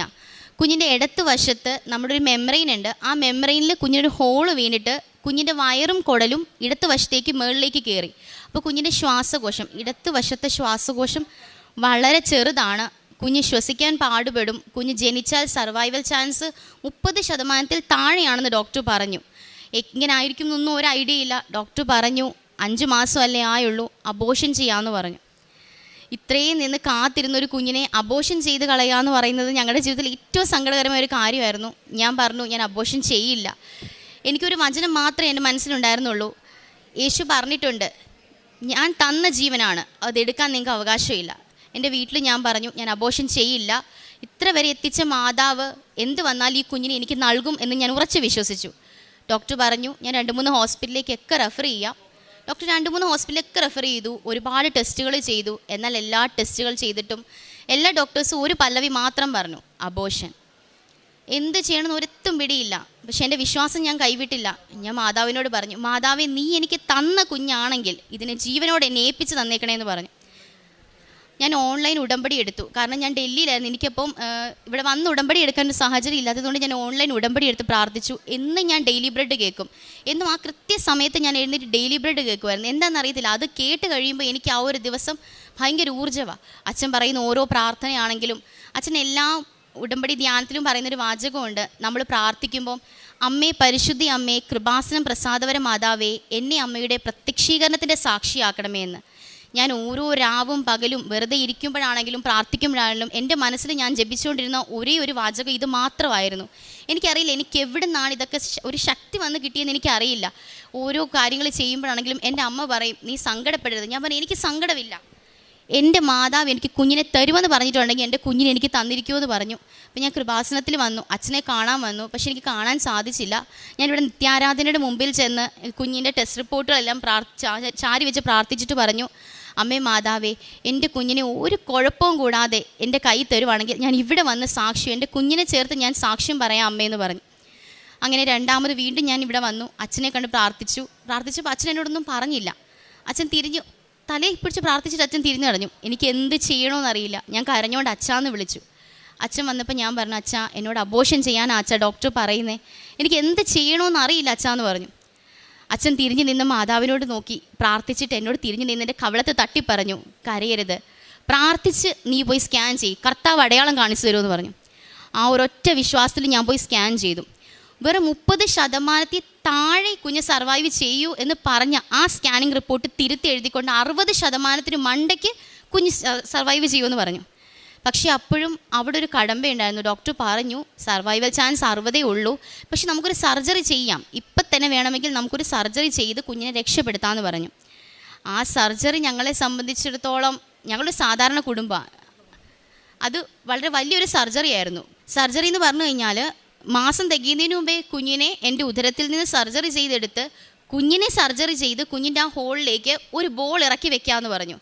ആ ബോളിൻ്റെ വിലയെന്ന് പറയുന്നത് 1 ലക്ഷം രൂപയാണ്. മൊത്തം സർജറി എന്ന് പറയുന്നത് ഏകദേശം 9 ലക്ഷം രൂപയോളം മണ്ടയ്ക്ക് വരും. അപ്പോഴും ഡോക്ടർ പറയുന്നു 100% സർവൈവൽ ചാൻസ് ഇല്ല. അവസാനം എന്ത് ചെയ്യണമെന്ന് അറിയില്ല. ഞാൻ പ്രാർത്ഥിക്കാൻ തുടങ്ങി, മാതാവിനോട് കണ്ടിന്യൂസ് ആയിട്ട് പ്രാർത്ഥിക്കാൻ തുടങ്ങി, അച്ഛൻ്റെ ഡെയിലി ബ്രെഡുകളെല്ലാം കേൾക്കാൻ തുടങ്ങി, സാക്ഷ്യങ്ങൾ കേൾക്കാൻ തുടങ്ങി. അങ്ങനെ ഞാനിവിടെ ഒരു സാക്ഷ്യം കേട്ടു. ഒരു ചേട്ടൻ പറയുന്ന സാക്ഷ്യം കേട്ടു. എൻ്റെ കുഞ്ഞിൻ്റെ അതേ അസുഖമായിട്ട് ഇവിടെ വന്ന് അമ്മ മാതാവ് ആ കുഞ്ഞിനെ പൂർണ്ണ ആരോഗ്യവാനായിട്ട് രക്ഷപ്പെടുത്തിയ ഒരു സാക്ഷ്യം. അതുകൂടെ കേട്ടപ്പോൾ എൻ്റെ ഹസ്ബൻഡ് പറഞ്ഞു, നീ പ്രാർത്ഥിക്ക്, നിൻ്റെ പ്രാർത്ഥന മാതാവ് കേൾക്കും എന്ന് പറഞ്ഞു. അങ്ങനെ ഞങ്ങൾ വണ്ടാനം ഹോസ്പിറ്റലിൽ പോയി, ഡോക്ടറെ കണ്ടു. ഡോക്ടർ പറഞ്ഞു, പ്രാർത്ഥിക്കുക, ഇതിന് സർജറിയൊക്കെ ഉണ്ട്, പക്ഷേ പ്രാർത്ഥന, ആ ഒരു പ്രാർത്ഥന മാത്രമേ നിങ്ങളെ രക്ഷപ്പെടുത്തൂ എന്ന് പറഞ്ഞു. അങ്ങനെ അവിടുന്ന് ഞങ്ങളെ SAT ഹോസ്പിറ്റൽ ട്രിവാൻഡ്രത്തേക്ക് റെഫർ ചെയ്തു. ട്രിവാൻഡ്രത്ത് ഞങ്ങൾ പോയി. ഡോക്ടർ കാര്യങ്ങളൊക്കെ വിശദീകരിച്ച് തന്നു, ഇതിൻ്റെ സീരിയസ്നെസ്സിനെ പറ്റിയും. എല്ലാ ഡോക്ടേഴ്സും ഒരുപോലെ തന്നെ പറയുന്നത്, കുഞ്ഞ് സർവൈവൽ ചാൻസ് കുറവാണ്, പക്ഷേ നമ്മൾ സർജറി ചെയ്യാം, പക്ഷേ എല്ലാത്തിനും മുകളിൽ ദൈവമുണ്ട്. ആ ഡോക്ടർ എന്നോട് പറഞ്ഞ കാര്യമാണ്. അങ്ങനെ ഞങ്ങൾ പ്രാർത്ഥിച്ചു. 8-ാം മാസമായപ്പോൾ എനിക്ക് BP ഭയങ്കര ഹൈ ആയി. BP ഹൈ ആയി കഴിഞ്ഞപ്പോൾ എനിക്ക് എന്ത് ചെയ്യണമെന്ന് അറിയില്ല. ഞങ്ങൾ അവിടെ ചെന്നപ്പോൾ ഡോക്ടർ പറഞ്ഞു, ഇനി വെച്ചുകൊണ്ടിരിക്കാൻ പറ്റില്ല, കുഞ്ഞിനെ നമുക്ക് ഡെലിവറി ചെയ്തേ പറ്റൂ. അങ്ങനെ ഫെബ്രുവരി 28-ാം തീയതി ഞാൻ സുഖപ്രസവത്തോടെയാണ് എൻ്റെ കുഞ്ഞിന് ജന്മം നൽകിയത്. പക്ഷേ ജന്മം നൽകിയപ്പോൾ ഇവളുടെ വെയിറ്റ് എന്ന് പറയുന്നത് 2.1 കിലോഗ്രാം മാത്രമായിരുന്നു. എനിക്ക് പ്രസവവേദന എടുക്കുന്ന സമയത്ത് എനിക്ക് ഭയങ്കര പേടിയായിരുന്നു. എന്നെ ലേബർ റൂമിൽ അഡ്മിറ്റ് ചെയ്തപ്പോൾ എല്ലാവരും കിടന്ന് കരയുന്നു. ഞാൻ അമ്മയോട് പറയാം, അമ്മ എന്നെ സിസേറിയൻ ചെയ്യാൻ പറ, എനിക്ക് പേടിയാന്ന് പറഞ്ഞു. അപ്പോൾ ഡോക്ടർ പറഞ്ഞു, സിസേറിയൻ ചെയ്യില്ല, നമ്മൾ നോർമൽ ഡെലിവറിയിൽ കൂടെ തന്നെ കുഞ്ഞിന് ജന്മം നൽകിയാൽ മതി എന്ന് പറഞ്ഞു. ഞാൻ മാതാവിനോട് പ്രാർത്ഥിച്ചു, മാതാവേ എൻ്റെ കൂടെ നീ ഉണ്ടായിരിക്കണം, എനിക്ക് വേദന, എനിക്ക് പേടിയാന്ന് പറഞ്ഞു. എനിക്കറിയില്ല, എൻ്റെ വേദന സ്റ്റാർട്ട് ചെയ്ത് മുതൽ എത്രയും ദയുള്ള മാതാവിൻ്റെ പ്രാർത്ഥനയും വിശ്വാസ പ്രമാണവും, അമ്മയെ പരിശുദ്ധി അമ്മയെ കൃപാസനം പ്രസാദപര മാതാവേ എന്നെ അമ്മയുടെ പ്രത്യക്ഷീകരണത്തിന് സാക്ഷിയാക്കണമേ എന്നുള്ള ഈ 3 പ്രാർത്ഥനകളല്ലാതെ വേറെ ഒരു പ്രാർത്ഥനയോ അല്ലെങ്കിൽ ഒരു കരച്ചിലോ എൻ്റെ വായിൽ നിന്ന് വന്നില്ല. ഡോക്ടേഴ്സ് ചോദിച്ചു, നീ എന്താ ഇങ്ങനെ? ഞാൻ പറഞ്ഞു, എനിക്കറിയില്ല, എൻ്റെ മാതാവ് എൻ്റെ കൂടെയുണ്ട്, ഞാൻ ഇതേ പ്രാർത്ഥിക്കൂ. അത്രയും വേദന എടുത്ത് കരഞ്ഞ് ഈ ഓരോ പ്രാർത്ഥന പ്രാർത്ഥിക്കുമ്പോഴും എൻ്റെ വേദന പകുതിയായിട്ട് കുറഞ്ഞുകൊണ്ടിരുന്നു. അങ്ങനെ ഫെബ്രുവരി 28-ാം തീയതി 11:30 ഞാൻ എൻ്റെ കുഞ്ഞിന് ജന്മം നൽകി. ജനിച്ച ഉടനെ ഇവളെ നേരെ NICUവിലാണ് കൊണ്ടുപോയത്. ഡോക്ടർ പറഞ്ഞിരുന്നു, നമ്മൾ 48 മണിക്കൂർ കുഞ്ഞിനെ NICUവിൽ കിടത്തും, അവിടെ കുഞ്ഞ് സ്വയമേ ശ്വാസം എടുക്കുന്നുണ്ടെങ്കിൽ മാത്രമേ നമ്മൾ സർജറി ചെയ്യൂ എന്ന് പറഞ്ഞു. അങ്ങനെ 48 മണിക്കൂർ കഴിഞ്ഞു. ഡോക്ടർ പറഞ്ഞു, നമുക്ക് സർജറി ചെയ്യാം. അങ്ങനെ കുഞ്ഞിനെ സർജറി ചെയ്യാൻ കൊണ്ടുപോയി. അപ്പോഴാണ് സർജറി ചെയ്യാൻ പോകുമ്പോഴും ഞാൻ എൻ്റെ കുഞ്ഞിൻ്റെ മുഖം കാണുന്നില്ല. സർജറിക്ക് കയറ്റി 3.5 മണിക്കൂർ നീണ്ട മേജർ സർജറിയാണ് എൻ്റെ കുഞ്ഞിനെ ചെയ്തത്. ആ ഓരോ 3.5 മണിക്കൂറും അച്ഛൻ എനിക്ക് തന്നൊരു കാശ് രൂപം നെഞ്ചോട് ചേർത്ത് പിടിച്ചിട്ട് ഞാൻ മാതാവിനോട് പറഞ്ഞു, ഇത്രത്തോളം മാതാവേ നീ എന്നെ എത്തിച്ചു, എൻ്റെ കുഞ്ഞിനെ എനിക്കിങ്ങനെ തന്നേക്കണേ മാതാവേ എന്ന് പറഞ്ഞു. അപ്പം അമ്മ പറഞ്ഞു, നീ പ്രാർത്ഥിക്ക്, നിൻ്റെ പ്രാർത്ഥന നീ കൈവിടരുതെന്ന് പറഞ്ഞു. അങ്ങനെ ഞങ്ങൾ പ്രാർത്ഥിച്ചു. 3.5 മണിക്കൂറിൻ്റെ സർജറി കഴിഞ്ഞ് ഡോക്ടർ ഇറങ്ങി വന്നിട്ട് പറഞ്ഞു, സർജറി സക്സസ്ഫുൾ ആണ്, പക്ഷെ 48 മണിക്കൂർ കഴിയാതെ നമുക്കൊന്നും പറയാൻ സാധിക്കില്ല. കാരണം 48 മണിക്കൂർ കഴിഞ്ഞാലേ എന്തെങ്കിലും പറയാൻ സാധിക്കൂ. കാരണം കുഞ്ഞിൻ്റെ ആ സർജറി ചെയ്ത ഹോൾ വന്നെന്ന് പറഞ്ഞ ഭാഗത്തൊരു ഹോളല്ല, അത്രയും ഭാഗത്തൊന്നും ഇല്ലായിരുന്നു. നമ്മൾ അവിടുന്ന് ഇവിടുന്ന് എടുത്ത് തയ്ച്ച് വെച്ചിരിക്കുകയാണ്. സർജറി കഴിഞ്ഞു, പക്ഷേ സർവൈവൽ ചാൻസ് പറയാറായില്ല. 48 മണിക്കൂർ കഴിയട്ടെന്ന് പറഞ്ഞു. ഞാൻ അമ്മയോട് പറഞ്ഞു, ഇല്ലമ്മേ, എൻ്റെ മാതാവ് എൻ്റെ കുഞ്ഞിനെ എനിക്ക് തരും, കൃപാസനത്തിൽ ഞാൻ വന്ന് സാക്ഷ്യം പറയുമെന്ന് ഞാൻ തീരുമാനിച്ചിട്ടുണ്ടെങ്കിൽ മാതാവ് എനിക്കതിനിട വരുത്തുമെന്ന് പറഞ്ഞു. അങ്ങനെ 48 മണിക്കൂർ എന്ന് പറഞ്ഞ ഡോക്ടർ 24 മണിക്കൂറിന് ശേഷം ഞങ്ങളെ വിളിപ്പിച്ചിട്ട് പറഞ്ഞു, കുഞ്ഞ് മരുന്നിനോട് പ്രതികരിക്കുന്നുണ്ട്, കുഞ്ഞിന് ഒരു കുഴപ്പവും ഇല്ലെന്ന്. 10 ദിവസം കഴിഞ്ഞേ നമ്മുടെ കയ്യിൽ കുഞ്ഞിനെ കിട്ടുമെന്ന് പറഞ്ഞ ഡോക്ടർ 5-ാമത്തെ ദിവസം പറഞ്ഞു, കുഞ്ഞെ നിങ്ങൾക്ക് കൊണ്ടുപോകാമെന്ന് പറഞ്ഞു. ഞാൻ എന്നും ലൈറ്റ് ക്യാൻഡിൽ പ്രെയർ ചെയ്യുമായിരുന്നു. ഞാൻ ഓൺലൈൻ ഉടമ്പടി എടുക്കുമ്പോൾ ഞാൻ എന്നും ഹസ്ബൻഡിന് ഓരോ പ്രാർത്ഥനകൾ അയച്ചു കൊടുക്കും. ഹസ്ബൻഡ് ഡൽഹിയിലാണ് വർക്ക് ചെയ്യുന്നത്, ഞങ്ങൾ രണ്ടും ഡൽഹിയിലായിരുന്നു. ഞാൻ നാട്ടിലെത്തിയതുകൊണ്ട് ഹസ്ബൻഡ് എനിക്ക് ഓരോ സാക്ഷ്യങ്ങൾ അയച്ചു തരുമായിരുന്നു. എൻ്റെ പപ്പ ഉടമ്പടി എടുത്തിട്ടുണ്ടായിരുന്നു. അതുകൊണ്ട് പപ്പ ഉടമ്പടി എടുത്തതിന് ശേഷം പപ്പ പ്രത്യക്ഷീകരണ പ്രാർത്ഥന പ്രാർത്ഥിക്കുമ്പോൾ ഞങ്ങൾ 2 പേരും പപ്പയുടെ കൂടെ ചേർന്ന് പ്രാർത്ഥിക്കും. വൈകിട്ടാണെങ്കിലും ഞങ്ങൾ 3 പേരും ഒന്നിച്ചിരുന്നായിരുന്നു പ്രാർത്ഥിക്കുന്നത്. ആ ഒരു പ്രാർത്ഥന കൊണ്ട് എനിക്കറിയില്ല, മാതാവ്, എൻ്റെ വിശ്വാസം എന്ന് പറയുന്നത് മാതാവ് ഇത്രയും താഴ്ന്ന എന്നെ മാതാവിൻ്റെ സാക്ഷിയാക്കി മാറ്റി എന്നുള്ളതാണ് എനിക്ക് ഏറ്റവും വലിയ സന്തോഷം. കാരണം സാധാരണ പ്രാർത്ഥിക്കുന്ന പോലെയാണ് ഞാൻ പ്രാർത്ഥിച്ചത്. പക്ഷേ ഇന്ന് എത്ര പേരിലേക്ക് എനിക്ക് മാതാവിൻ്റെ ഈ സാക്ഷി എത്തിക്കാൻ സാധിക്കുമോ ഒരുപാട് പേരിലേക്ക് ഞാൻ എത്തിക്കുന്നുണ്ട്. NICUവിൽ കുഞ്ഞ് കിടന്നിരുന്ന സമയത്ത് നമുക്ക് ഒരു നേർച്ച വസ്തുക്കളൊന്നും കയറ്റാൻ പറ്റില്ല, അകത്തോട്ട് ഒന്നും കയറ്റാൻ പറ്റില്ല. പക്ഷേ എൻ്റെ പപ്പ എൻ്റെ കയ്യിൽ ഒരു തുള്ളി തൈലം തന്നിട്ട് പറഞ്ഞു, നീ ഇത് കുഞ്ഞിന് കൊണ്ട് തൂക്കാൻ പറഞ്ഞു. അങ്ങനെ ഡോക്ടേഴ്സ് കാണാതെ ഞാൻ ആ തൈലം കൊണ്ട് തൂത്തു. ആ തൈലം കൊണ്ട് തൂത്തപ്പോഴാണ് എൻ്റെ കുഞ്ഞ് ആദ്യമായിട്ട് കരയുന്നൊരു സൗണ്ട് ഞാൻ കേൾക്കുന്നത്. അതുവരെ എൻ്റെ കുഞ്ഞിൻ്റെ ഒരു ചീള സൗണ്ട് പോലും ഞാൻ കേട്ടിട്ടില്ല. അപ്പോൾ എൻ്റെ അടുത്ത് കിടന്നിരുന്നൊരു കുഞ്ഞിൻ്റെ അമ്മ പറഞ്ഞു, ചേച്ചി അതെന്താ എനിക്കിവിടെ തരാമോ എന്ന് പറഞ്ഞു. അപ്പോൾ ഞാൻ വിചാരിച്ചു എനിക്ക് അമ്മ മാതാവിനെ പറ്റി പറയാൻ കിട്ടിയ ഒരു അവസരമാണ്. ഞാൻ പറഞ്ഞു, ഞാൻ കൃപാസനത്തിൽ പോയി പ്രാർത്ഥിച്ചിട്ടാണ് ഇവളെ എനിക്ക് കിട്ടിയത്, ഇത് തൈലം തൂത്താൽ മതി എന്ന് പറഞ്ഞു. അവരുടെ കുഞ്ഞിന് എന്തോ വലിയൊരു ഇഷ്യൂ ആയിരുന്നു. അങ്ങനെ അവരത് തൂത്ത് പ്രാർത്ഥിച്ചു. അങ്ങനെ ഞങ്ങൾ 20ാമത്തെ ദിവസം ഡിസ്ചാർജ് ചെയ്തു. അപ്പോഴും ഡോക്ടർ പറഞ്ഞു, വയറിനുള്ളിൽ വെച്ച് വളരേണ്ട ശ്വാസകോശമാണ് കുഞ്ഞിൻ്റെത്, അതിനി 1.5 വയസ്സ് കൊണ്ടേ അത് പൂർണ്ണമായിട്ട് വളരുകയുള്ളൂ, കുഞ്ഞിന് ഇൻഫെക്ഷൻ ഉണ്ടാവാൻ ചാൻസ് ഉണ്ട്, കുഞ്ഞിനെ ആരുമായിട്ടും അടുപ്പിക്കാൻ പാടില്ല, നമ്മളെല്ലാം എടുക്കുമ്പോൾ അത്ര കെയർഫുൾ ആയിരിക്കണമെന്ന് പറഞ്ഞു. വെയിറ്റൊക്കെ വെക്കാൻ താമസമാണ്, പാല് കുടിക്കാൻ താമസമാണെന്നൊക്കെ പറഞ്ഞു. പക്ഷെ ഞാൻ പറഞ്ഞു, എൻ്റെ മാതാവ് എന്നെ കൈവിടില്ലെന്ന് പറഞ്ഞു. ഇന്നിപ്പോൾ ഇവർ പറഞ്ഞു 1.5 മാസം പുറകിലാണ് കുഞ്ഞ് ജനിച്ചിരിക്കുന്നത്. അപ്പോൾ കുഞ്ഞ് കമന്ന് വീഴാനാണെങ്കിലും നോർമൽ ഒരു ബേബി ചെയ്യുന്ന ഒരു ആക്ടിവിറ്റിയും കുഞ്ഞ് ലേറ്റായിട്ടേ ചെയ്യൂ. പക്ഷേ ഇന്ന് 6 മാസം പൂർത്തിയായി എൻ്റെ കുഞ്ഞിന്. ഇവളിപ്പം കമന്ന് വീഴാൻ തുടങ്ങി, പതുക്കെ നീന്താൻ തുടങ്ങി, നമ്മളോട് പ്രതികരിക്കാൻ തുടങ്ങി. അതുപോലെ ഞാൻ പ്രഗ്നൻ്റ് ആയിരുന്ന സമയത്ത് ഇവൾ അനങ്ങില്ല വയറിൽ കിടന്ന്, ഞങ്ങൾക്ക് പേടിയായിരുന്നു. പക്ഷേ എത്ര മണിക്ക് ഞങ്ങൾ പ്രാർത്ഥിക്കാനിരിക്കുന്നു, മാതാവിൻ്റെ പാട്ട് പാടുന്നു, എൻ്റെ കുഞ്ഞ് വയറിൽ കിടന്ന് ചവിട്ടുമായിരുന്നു. അതെന്താ നിറത്തില്ല. ഇന്നും ഞങ്ങൾ കുടുംബ പ്രാർത്ഥനയ്ക്ക് ഞങ്ങൾ 3 പേര് ഒന്നിച്ചിരിക്കുമ്പോൾ മാതാവിൻ്റെ പാട്ട് പാടുമ്പോൾ, അല്ലെങ്കിൽ നന്മ നിറഞ്ഞ മറിയമേന്ന് ഞങ്ങൾ ചൊല്ലുമ്പം അവൾ അവളുടേതായ ഭാഷയിൽ മൂളും. അതെന്താണെന്നറിയില്ല, അവൾക്ക് വേറെ ഒരു പാട്ട് പാടിയാലും അവൾ റിയാക്ട് ചെയ്യില്ല. മാതാവിൻ്റെ പാട്ട് പാടിക്കഴിഞ്ഞാൽ അവൾ നമ്മുടെ കണ്ണുകളിൽ തന്നെ നോക്കിയിരിക്കും. അത് മാതാവ് തന്ന കുഞ്ഞാ. അങ്ങനെ ഞാൻ പറഞ്ഞാൽ എനിക്കൊരു പെൺകുഞ്ഞാണെങ്കിൽ ഞാൻ എൻ്റെ കുഞ്ഞിന് മാതാവിൻ്റെ പേര് ചേർത്തിടുമെന്ന് പറഞ്ഞു. അങ്ങനെ എനിക്കൊരു പെൺകുഞ്ഞിനെയാണ് കിട്ടിയത്. ഞാൻ ഇവക്ക് ഹെയ്സൽ മരിയ ലൈജു എന്നാണ് പേരിട്ടിരിക്കുന്നത്. ഹെയ്സൽ എന്ന വാക്കിൻ്റെ അർത്ഥം ദൈവം കണ്ടു, ഗോഡ് സീസ് എന്നാണ്. ദൈവം എൻ്റെ പ്രാർത്ഥന കേട്ടു, കണ്ടു. അങ്ങനെ എനിക്ക് ഈ പൊന്നോമനെയാണ് എൻ്റെ ദൈവം എനിക്ക് തന്നത്. ഞങ്ങൾ ഡൽഹിയിലായിരിക്കുമ്പം നമുക്കിവിടുന്ന് പത്രമൊന്നും കിട്ടില്ല. അവിടെയാണെങ്കിൽ ആരെങ്കിലുമൊക്കെ പള്ളികളിൽ കൊണ്ടുവെക്കുമായിരുന്നു. ഞാനിവിടെ ഡൽഹി ആർച്ച് ഡയസിസിനാണ് വർക്ക് ചെയ്യുന്നത്. ബിഷപ്പ് ഹൗസിലെ സിവിൽ എഞ്ചിനീയർ ആണ് ഞാൻ. അപ്പോൾ അങ്ങനെ പത്രം കിട്ടുമ്പോൾ ഞാനും ഹസ്ബൻഡും അത് എടുത്തിട്ട് അടുത്തുള്ളവർക്ക് കൊടുക്കും. മാക്സിമം എത്ര പേരിലേക്ക് മാതാവിൻ്റെ അനുഗ്രഹങ്ങൾ എത്തിക്കാവോ, അല്ലെങ്കിൽ സുവിശേഷങ്ങൾ, സാക്ഷ്യങ്ങൾ എത്തിക്കാവോ, അത്രയും ഇതായിട്ടാണ് ഞാൻ ചെയ്തുകൊണ്ടിരുന്നത്. ഒരുപക്ഷെ അതിൻ്റെയൊക്കെ അനുഗ്രഹങ്ങളായിരിക്കും മാതാവ് എന്നെ തിരഞ്ഞെടുത്തത്. ഇത്രയും താഴ്ന്നു കിടന്ന് എന്നെ മാതാവ് തിരഞ്ഞെടുത്ത് മാതാവിൻ്റെ നെഞ്ചോട് ചേർത്ത് പിടിച്ചതിൽ 1000 നന്ദിയുണ്ട് മാതാവിന്. എത്ര പറഞ്ഞാലും മാതാവിനുള്ള നന്ദി എത്ര പറഞ്ഞാലും എനിക്ക് മതിയാവില്ല. എൻ്റെ കുഞ്ഞിനെ ഇത്ര ആരോഗ്യവതിയായിട്ട് തന്നതിൽ അമ്മയ്ക്ക് 1000 നന്ദി അമ്മേ, സ്തുതി അമ്മേ, സ്തോത്രം അമ്മേ. 1 സാമുവേൽ 1-ാം അധ്യായം 26 മുതൽ 28 വരെ തിരുവചനങ്ങൾ. ഹന്ന പറഞ്ഞു, ഗുരു, ഇവിടെ അങ്ങയുടെ മുമ്പിൽ നിന്ന് കർത്താവിനോട് പ്രാർത്ഥിച്ച സ്ത്രീ തന്നെയാണ് ഞാൻ. ഈ കുഞ്ഞിന് വേണ്ടിയാണ് ഞാൻ പ്രാർത്ഥിച്ചത്. എൻ്റെ പ്രാർത്ഥന കർത്താവ് കേട്ടു. ആകയാൽ ഞാൻ അവനെ കർത്താവിന് സമർപ്പിച്ചിരിക്കുന്നു.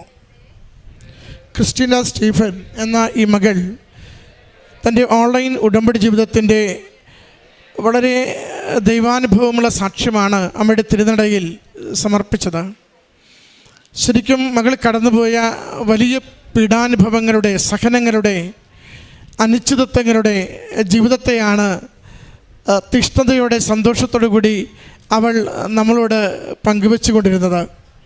സാക്ഷികൂടാരത്തിൽ ഇത് എന്നോട് പറയുമ്പോൾ ഞാൻ അവളോട് ചോദിച്ചു, നിനക്ക് എപ്പോഴെങ്കിലും നിൻ്റെ വിശ്വാസം ക്ഷയിക്കായോ? നിൻ്റെ പ്രാർത്ഥനകളൊന്നും ഉപകാരപ്പെടുന്നില്ലെന്ന് നിനക്ക് തോന്നിയോ? സങ്കടത്തിലായോ?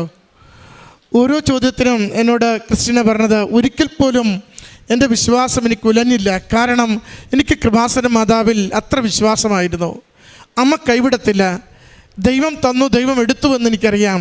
അത് ഞാൻ വിശുദ്ധ ഗ്രന്ഥത്തിൽ വായിച്ചിട്ടുണ്ട്. അത് മാതാവ് എടുത്താൽ എനിക്ക് കുഴപ്പമൊന്നുമില്ല. പക്ഷേ മാതാവ് കരങ്ങളിൽ തരുമെങ്കിൽ അത് ആരോഗ്യത്തോടെ പൂർണ്ണമായി തരുമെന്ന് എനിക്ക് ആദ്യം മുതലേ എനിക്കതിൽ വിശ്വാസമുണ്ടായിരുന്നു. ഞാൻ അതുകൊണ്ട് അമ്മയോട് ഒരിക്കലും ഞാൻ സങ്കടപ്പെട്ടിട്ടില്ല. ചിലപ്പോഴെങ്കിലും വീട്ടിലുള്ള ഓരോരുത്തർക്ക് എന്തെങ്കിലുമൊക്കെ വേണോ വേണ്ടേ എന്നൊക്കെ ചോദിച്ചപ്പോൾ പോലും ഞാൻ പറയുമായിരുന്നു, ഒന്നിലേക്കുമില്ല, അമ്മയാണിത് ഉരുവാക്കിയത്, അമ്മയാണ് 5-ാം മാസം ഇന്ന കാര്യങ്ങളൊക്കെ ഉണ്ടെന്ന് ഓർമ്മിപ്പിച്ചത്, അമ്മയോട് ചേർന്നാണ് ജീവിക്കാൻ തീരുമാനിച്ചിട്ടുള്ളത്. അതുകൊണ്ട് ഇത് എൻ്റെ കരങ്ങളിൽ അമ്മ മാതാവ് ആരോഗ്യത്തോടെ നൽകുമെന്ന്. പ്രിയമുള്ളവർ, ഇതാണ് വിശ്വസ്തതയുള്ള വിശ്വാസം എന്ന് പറയുന്നത്.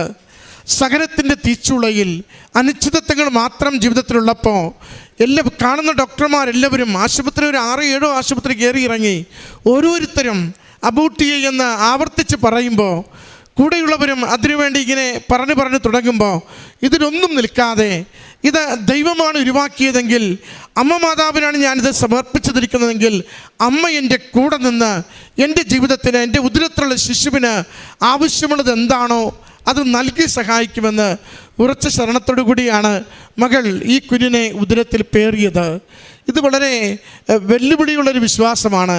കാരണം ഞാൻ തകരില്ല, ഞാൻ പിന്നോട്ട് പോകില്ല, എൻ്റെ ദൈവത്തെ ഞാൻ നിരന്തരം ഞാൻ മഹത്വപ്പെടുത്തും. എൻ്റെ അമ്മ മാതാവിൽ ഉടമ്പടിയുടെ പ്രത്യക്ഷീകരണത്തിന് സാക്ഷിയാകുവാൻ വേണ്ടി ഈ കുഞ്ഞിനെ ഞാൻ ഉദരത്തിൽ അവസാന നിമിഷം വരെയും ഞാൻ പേറിക്കൊണ്ടിരിക്കുമെന്ന്. പ്രിയമുള്ളവരെ, ഇതാണ് ദൈവനാമത്തെ മനുഷ്യരുടെ മുമ്പിൽ മഹത്വപ്പെടുത്തുന്ന സാക്ഷ്യമെന്ന് പറയുന്നത്. അവൾ പറയുന്നുണ്ട്, ഞാൻ ഡൽഹിയിലായിരുന്നപ്പോൾ കൃപാസനം പത്രം കിട്ടത്തില്ല, പക്ഷെ പള്ളിയിലൊക്കെ ആരെങ്കിലും ഇത് വെച്ചിട്ട് പോകുന്നത് ഓരോന്നും എടുത്ത് സ്നേഹത്തോടെ എല്ലാവർക്കും അമ്മ മാതാവിനെക്കുറിച്ച് പറഞ്ഞുകൊണ്ട് ഞാനിത് കൊടുത്തുകൊണ്ടിരുന്നുവെന്ന. ഉടമ്പടിയിൽ നമുക്കൊരു ഉറപ്പുണ്ടോ? അനുഗ്രഹം ഉറപ്പായും കൂടെ വരും. അതിൻ്റെ സാക്ഷ്യമാണ് ഈ കുടുംബം ഈ എൽത്താരയിൽ പങ്കുവയ്ക്കുന്നത്. ഈ കുടുംബത്തിൽ ലഭിച്ച ഈ വലിയ ദൈവാനുഭവത്തിന് നന്ദി പറഞ്ഞുകൊണ്ട് അമ്മ മാതാവിനും തിരുക്കുമാരനും കോടാനുകോടി നന്ദി. ഞാൻ ആദ്യമായിട്ട് ഉടമ്പടി എടുക്കുന്നത് 2024 ജൂൺ 14 ഞാൻ ഫസ്റ്റ് ഉടമ്പടി എടുക്കുന്നത്. ഞാൻ ഉടമ്പടി എടുക്കുന്നത് എന്തിനാന്ന് വെച്ചാൽ എൻ്റെ അച്ഛൻ്റെ മദ്യപാനത്തിന് വേണ്ടിയിട്ടായിരുന്നു ഞാൻ ഫസ്റ്റ് ഉടമ്പടി എടുക്കുന്നത്. ഞാൻ കുഞ്ഞിലായിരുന്ന ടൈമിൽ എൻ്റെ അച്ഛൻ ഭയങ്കര മദ്യപാനമായിരുന്നു. ഒരു നല്ല അവസ്ഥയായപ്പോലും നമുക്ക് ഉൾക്കൊള്ളാൻ പറ്റത്തില്ല. മദ്യവെച്ച് ഒരുമാതിരിയൊക്കെ ആയപ്പം നമ്മൾ ഒരിക്കലും മാറത്തില്ല എന്നാണ് വിചാരിച്ച അച്ഛൻ്റെ മദ്യപാനം. പക്ഷേ ഈ ഇവിടെ വന്ന് ഉടമ്പടി എടുത്തതിൻ്റെ ഫലമായി പ്രാർത്ഥിച്ച് എൻ്റെ അച്ഛൻ്റെ മദ്യപാനം എല്ലാം മാറി. അമ്മയുടെ ഉപ്പും തൈലവും ഉപയോഗിച്ചാണ് അച്ഛൻ്റെ മദ്യപാനം ഞാൻ മാറ്റിയത്. അച്ഛൻ കഴിക്കുന്ന ചോറിൻ്റെ അകത്ത് ഞാനത് വിശ്വാസ പ്രമാണം ചൊല്ലിയിട്ട് കഴിച്ചതിൻ്റെ ഫലമായി അച്ഛൻ്റെ മദ്യപാനം പെട്ടെന്ന് മാറി. ഛർദ്ദിക്കുമായിരുന്നു അത് കഴിക്കുന്ന ടൈമിൽ പെട്ടെന്ന്. അപ്പം അച്ഛൻ വിചാരിച്ചത് വേറെന്തോ രോഗമാണെന്നൊക്കെയാണ് അച്ഛൻ വിചാരിച്ചത്. അച്ഛനോട് ഞാൻ പറഞ്ഞിട്ടില്ലായിരുന്നു. പിന്നെ പെട്ടെന്ന് മാറി. ഇപ്പോൾ 1 ഇയർ ആയി അച്ഛൻ വെള്ളം അടിച്ചിട്ട് കുടിച്ചിട്ടൊക്കെ ഇപ്പം കുടിക്കത്തൊന്നുമില്ല. നല്ല ദിവസമായാൽ പോലും അച്ഛനിപ്പോൾ വെള്ളം കുടിക്കത്തൊന്നുമില്ല. പിന്നെ എൻ്റെ രണ്ടാമത്തെ സാക്ഷി എന്താണെന്ന് വെച്ചാൽ, എൻ്റെ അച്ഛനൊരു കേസ് ഉണ്ടായിരുന്നു. എന്താണെന്ന് വെച്ചാൽ ഇങ്ങനെ ഒരു വഴിത്തർക്കമായിരുന്നു. അത് ഒരു 1 ഇയർ 2 ഇയർ അടുത്തോളം ഉണ്ടായിരുന്നു ആ പ്രശ്നം. ഇങ്ങനെ കായലിലാണ് അച്ഛൻ വർക്ക് ചെയ്തുകൊണ്ടിരുന്നത് ഫസ്റ്റ്. അപ്പം അങ്ങനെ പോകുന്നതിന് കുറച്ച് ഇതൊക്കെ ഉള്ളതുകൊണ്ട് അവർ പോകണ്ട, ഇങ്ങനെ കുറച്ച് പ്രശ്നമായപ്പോൾ അവർ പറഞ്ഞ് ഇനി ഇതുവഴി പോകണ്ട. അപ്പോൾ അവരുടെ ഭാര്യനെന്തോ അനാവശ്യം പറഞ്ഞതിൻ്റെ പേരിൽ അച്ഛൻ്റെ പേരിൽ കംപ്ലൈൻറ്റ് കൊടുത്ത്. അങ്ങനെ നമ്മൾ 1 ഇയർ ഇതിൻ്റെ പുറകെ നടന്നു. എന്ന് വെച്ചാൽ കോടതി കയറി ഇങ്ങനെ നടന്നതിൻ്റെ നമുക്ക് പറ്റത്തില്ല. അച്ഛൻ അത് കഴിഞ്ഞിട്ട് പോസ്കോ കേസാക്കി മാറ്റി അവർ. എന്നിട്ട് ഒരു 1 ഇയർ ഇതിൻ്റെ പുറകെ നടക്കുക. അച്ഛൻ ഇങ്ങനെ ഹൗസ് ബോട്ടിൻ്റെ ഡ്രൈവറായിരുന്നു ആ ടൈമിൽ. അത് കഴിഞ്ഞ് ആ ജോബൊക്കെ വിട്ടിട്ട് ഹൗസ് ബോട്ടിൻ്റെ ഡ്രൈവറായി കഴിഞ്ഞപ്പം ഇങ്ങനെ ആ ജോബിൻ്റെ ഇടയ്ക്ക് ഇങ്ങനെ ലീവ് എടുക്കാൻ പറ്റൂല. അപ്പോൾ ലീവൊക്കെ എടുത്ത് ഇങ്ങനെ അവരോടൊക്കെ പറഞ്ഞിട്ടാണ് അച്ഛൻ ആ കേസിന് പോയിക്കൊണ്ടിരുന്നത്. അപ്പോൾ നമുക്ക് തന്നെ മടുത്ത് ഇങ്ങനെ കേസിന് പോകാനായിട്ട്. അങ്ങനെ മാതാവിൻ്റെ കാശരൂപവും ഉപ്പും തൈലവും കൂടെ ഞാൻ വിശ്വാസ പ്രമാണം ചൊല്ലി അച്ഛൻ്റെ കൊടുത്ത് ആ കോടതിയിൽ ഇടാൻ പറഞ്ഞു, ആ ഉപ്പും തൈലവും കൂടി. അപ്പം ഇട്ട് ഒരു 2 മന്ത് കഴിഞ്ഞപ്പോൾ അച്ഛനിങ്ങനെ പ്രാർത്ഥിക്കുന്നുണ്ട്, കേസ് എന്തെങ്കിലും പോയി മതി, ഇനി എനിക്കിതിൻ്റെ പുറകെ അടക്കാൻ വയ്യ എന്നൊക്കെ അച്ഛൻ പറയുന്നുണ്ട് ഇങ്ങനെ ഇരുന്ന്. അപ്പം ഞാനും എൻ്റെ അമ്മയും കൂടി ദിവസവും ഇരുന്ന് പ്രാർത്ഥന, ഈ കേസ് എന്തെങ്കിലും ഒന്ന് പോയാൽ മതി, നമുക്ക് ഇനി ഇതും കൊണ്ട് പോകാൻ വയ്യ. അങ്ങനെ പ്രാർത്ഥിച്ചതിൻ്റെ ഫലമായി പെട്ടെന്ന് അവർ വന്നിട്ട് പറയും, നമുക്കിനി കേസിന് പോകാൻ താല്പര്യമില്ല, ഈ വ്യക്തി അല്ല നമ്മൾ ഇങ്ങനെ അനാവശ്യമൊന്നും പറഞ്ഞത്, വേറെ ആളാണെന്നും പറഞ്ഞ് അതങ്ങ് ഒഴിവാക്കി വിട്ട്. അത് നമുക്ക് വിശ്വസിക്കാൻ പോലും പറ്റൂല. പെട്ടെന്ന് ഇങ്ങനെയൊക്കെ വന്ന് പറഞ്ഞ് അച്ഛനല്ല പറഞ്ഞത്, വേറെ ആളാണ് പറഞ്ഞതെന്നൊക്കെ പറഞ്ഞ് അവർ തന്നെ ഇങ്ങോട്ട് വന്നിട്ട് പറഞ്ഞ് ഞങ്ങൾക്ക് കേസിന് പോകാൻ താല്പര്യമില്ല, ഇതിവിടെ വെച്ച് നിർത്തണം, ഞങ്ങൾക്ക് തന്നെ ഇത് മടുത്തെന്ന് പറഞ്ഞ് അവർ തന്നെ ഇതങ്ങ് നിർത്തി. പിന്നെ എന്തുവാന്ന് വെച്ചാൽ എൻ്റെ തലയുടെ ബാക്കിലായിട്ട് ഒരു മുഴ, ഞാൻ ഇവിടെ കോളേജിൽ ഇരിക്കുന്ന ടൈമിലൊക്കെ എനിക്ക് തലക്ക് ഭയങ്കര വേദനയായിരുന്നു. അപ്പം ഞാൻ അവിടുത്തെ ഹോസ്പിറ്റലിൽ കൊണ്ട് കാണിച്ചപ്പോൾ എന്നോട് ഡോക്ടർ പറഞ്ഞ് ഇത് ഒരു 1 വീക്കായിട്ട് ഇത് മാറിയില്ല എന്നുണ്ടെങ്കിൽ ഇത് ഓപ്പറേഷൻ ചെയ്ത് കളയേണ്ടി വരും, അത്രക്ക് നീ ഇങ്ങനെ പൊങ്ങി നിൽക്കുവാന്ന് പറഞ്ഞു. അങ്ങനെ ഞാൻ അമ്മയുടെ ഉപ്പും തൈലവും കൂടെ വിശ്വാസ പ്രമാണം ചൊല്ലി ദിവസം രാത്രി ഇങ്ങനെ കിടക്കാൻ നേരത്ത് ഞാനിങ്ങനെ ഇടുമായിരുന്നു. ഒരു 2 ദിവസം കഴിഞ്ഞിട്ട് ഞാൻ അവിടെ തൊട്ട് നോക്കുമ്പോൾ എനിക്ക് വേദനയൊന്നുമില്ല. തൊട്ട് നോക്കിയപ്പോൾ ആ സാധനം അവിടെ ഇല്ല. പിന്നെ ഞാൻ അമ്മേനെ വിളിച്ച് പറഞ്ഞമ്മ അവിടെ ഇങ്ങനെ മുഴയില്ലമ്മ, ഓപ്പറേഷൻ ചെയ്ത് കളയണമെന്നൊക്കെ പറഞ്ഞു. അപ്പോൾ ഞാൻ പിറ്റേ ദിവസം അവരെ കാണിച്ചപ്പോൾ അവർ പറഞ്ഞ് എന്നാൽ കുഴപ്പമില്ല, ഇനി എടുക്കണ്ട, ഞാൻ നിന്നോട് പറയണമെന്ന് വെച്ചിരിക്കുമായിരുന്നു നല്ലൊരു ഹോസ്പിറ്റലിൽ കാണിക്കാൻ, സ്കാനിങ് ഒരു എക്സ്റേ എടുത്ത് നോക്കണമെന്നൊക്കെ പറഞ്ഞതായിരുന്നു ഡോക്ടർ എൻ്റെ ഇടയ്ക്ക്. അതാ ഉപ്പും തൈലം ഇട്ടതിൻ്റെ ഫലമായിട്ട് അതെല്ലാം മാറി. പിന്നെ എൻ്റെ അമ്മ ഈശോപ്പം എനിക്ക് ഒരുപാട് അനുഗ്രഹം തന്നിട്ടുണ്ട്. എനിക്കിപ്പം പിന്നെ ഒരു വലിയ സാക്ഷ്യമാണ്. ഞങ്ങൾ ഫിനാൻഷ്യലി കുറച്ച് ബുദ്ധിമുട്ടിലായിരുന്നു കുറച്ച് നാൾ. അപ്പം ഒരു ഉപ്പ് വാങ്ങാൻ പോലുമുള്ള ക്യാഷ് നമ്മുടെ ഇല്ല. അപ്പം കറണ്ട് ബില്ല് വന്ന് അടക്കേണ്ട ഡേറ്റായി. അപ്പം അച്ഛൻ എവിടുന്നോ കുറച്ച് ക്യാഷൊക്കെ വാങ്ങിയിട്ട് കറണ്ട് ബില്ല് അടക്കാൻ വേണ്ടി അവിടെ പോയി. അവിടെ ചെന്ന് കറണ്ട് ബില്ല് പൈസ കൊടുക്കാൻ ചെന്നപ്പോൾ അവർ പറഞ്ഞ് ഈ ആളുടെ ഇത് അടച്ചിട്ടുണ്ടല്ലോ, ഇനി അടയ്ക്കണ്ട, ഈ എമൗണ്ട് നേരത്തെ അടച്ചെന്ന് പറഞ്ഞ്. അച്ഛനാകെ വണ്ടറടിച്ചു പോയി. ഈ എമൗണ്ട് അച്ഛൻ അടച്ചിട്ടോ, നമ്മൾ വേറെ അമ്മൂമ്മേടിക്കലൊക്കെ ചോദിച്ച് എമൗണ്ട് അടച്ചോ എന്ന് ചോദിച്ചപ്പോൾ അമ്മൂമ്മയൊന്നും പറഞ്ഞ് ഞാൻ അടച്ചിട്ടൊന്നുമില്ല. പിന്നെ ആരടച്ചെന്ന്, ഇത് എൻ്റെ മാതാവ് അടച്ചതെന്ന് എനിക്ക് ഇപ്പോഴും ഞാൻ അങ്ങനെ വിശ്വസിക്കുന്ന ഞങ്ങളുടെ ലൈഫിലെ ഏറ്റവും വലിയൊരു വണ്ടറായിരുന്നത്. ഞങ്ങൾ ശരിക്കും ഫിനാൻഷ്യലി ഒട്ടും ഇതല്ലായിരുന്നു. എന്ന് വെച്ചാൽ ഒട്ടും പൈസ അച്ഛൻ എവിടുന്നോ വാങ്ങിക്കൊണ്ട് വന്നിട്ടാണ് ആ കറണ്ട് ബില്ല് അടക്കാൻ ചെന്നത്. അപ്പോൾ ഇങ്ങനെ അവിടെ നിന്ന് പ്രാർത്ഥിക്കുന്നേ കണ്ട്, എൻ്റെ മാതാവി എനിക്ക് ഒരു നിവൃത്തിയില്ലല്ലോ ഇത് അടയ്ക്കാൻ, ഞാൻ എവിടെ നിന്നൊക്കെ വാങ്ങിക്കൊണ്ടുപോയി അടയ്ക്കുന്നതെന്നൊക്കെ ഇങ്ങനെ പറയുന്നുണ്ട്.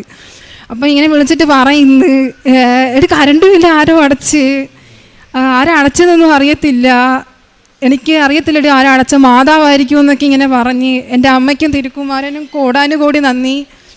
പിന്നെ പ്രേക്ഷിത പ്രവർത്തനം എന്താണെന്ന് വെച്ചാൽ ഞങ്ങളുടെ വീടിൻ്റെ അടുത്ത് ഓൾഡ് ഏജ് ഹോമുണ്ട്. അപ്പം അവിടുത്തെ അമ്മമാരെയൊക്കെ കുളിപ്പിക്കാനും അവിടുത്തെ അവർക്ക് ഫുഡൊക്കെ കൊടുക്കാനും ഞാൻ എൻ്റെ അമ്മയുടെയും അനിയത്തിയുടെയും കൂടെ പോകും.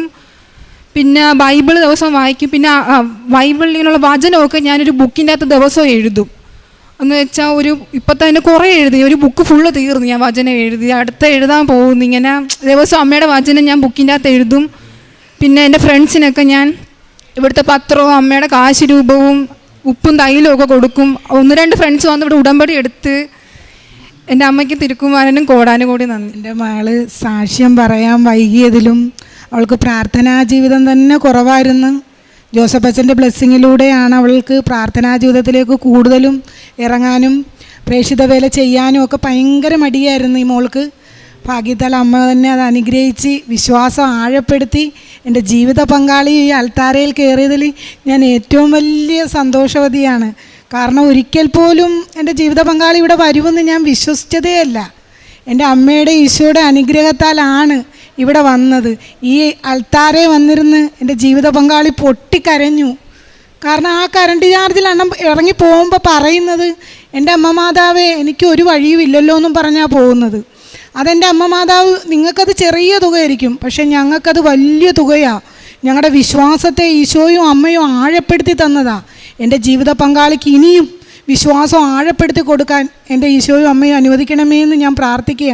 എൻ്റെ കുടുംബം മൊത്തം ഉടമ്പടിയിലാകണമേ എന്നാണ് എൻ്റെ പ്രാർത്ഥന. എൻ്റെ മക്കളും ഞാനും എന്നും മരിക്കുവോളം ഈ പുണ്യഭൂമിയിൽ നിന്ന് വിട്ട് എങ്ങോട്ടും ഒരു പോക്കുണ്ടാകത്തില്ല. എൻ്റെ മക്കളോടും ഞാൻ പറയുന്നത് അത് തന്നെയാണ്. എല്ലാവരോടും ഈ ജീവിത അന്ത്യം വരെ ഈ കൃപാസനം മണ്ണ് വിട്ട് എനിക്ക് സമയം കിട്ടുമ്പോഴൊക്കെയും ഞാൻ ഓടി വരും.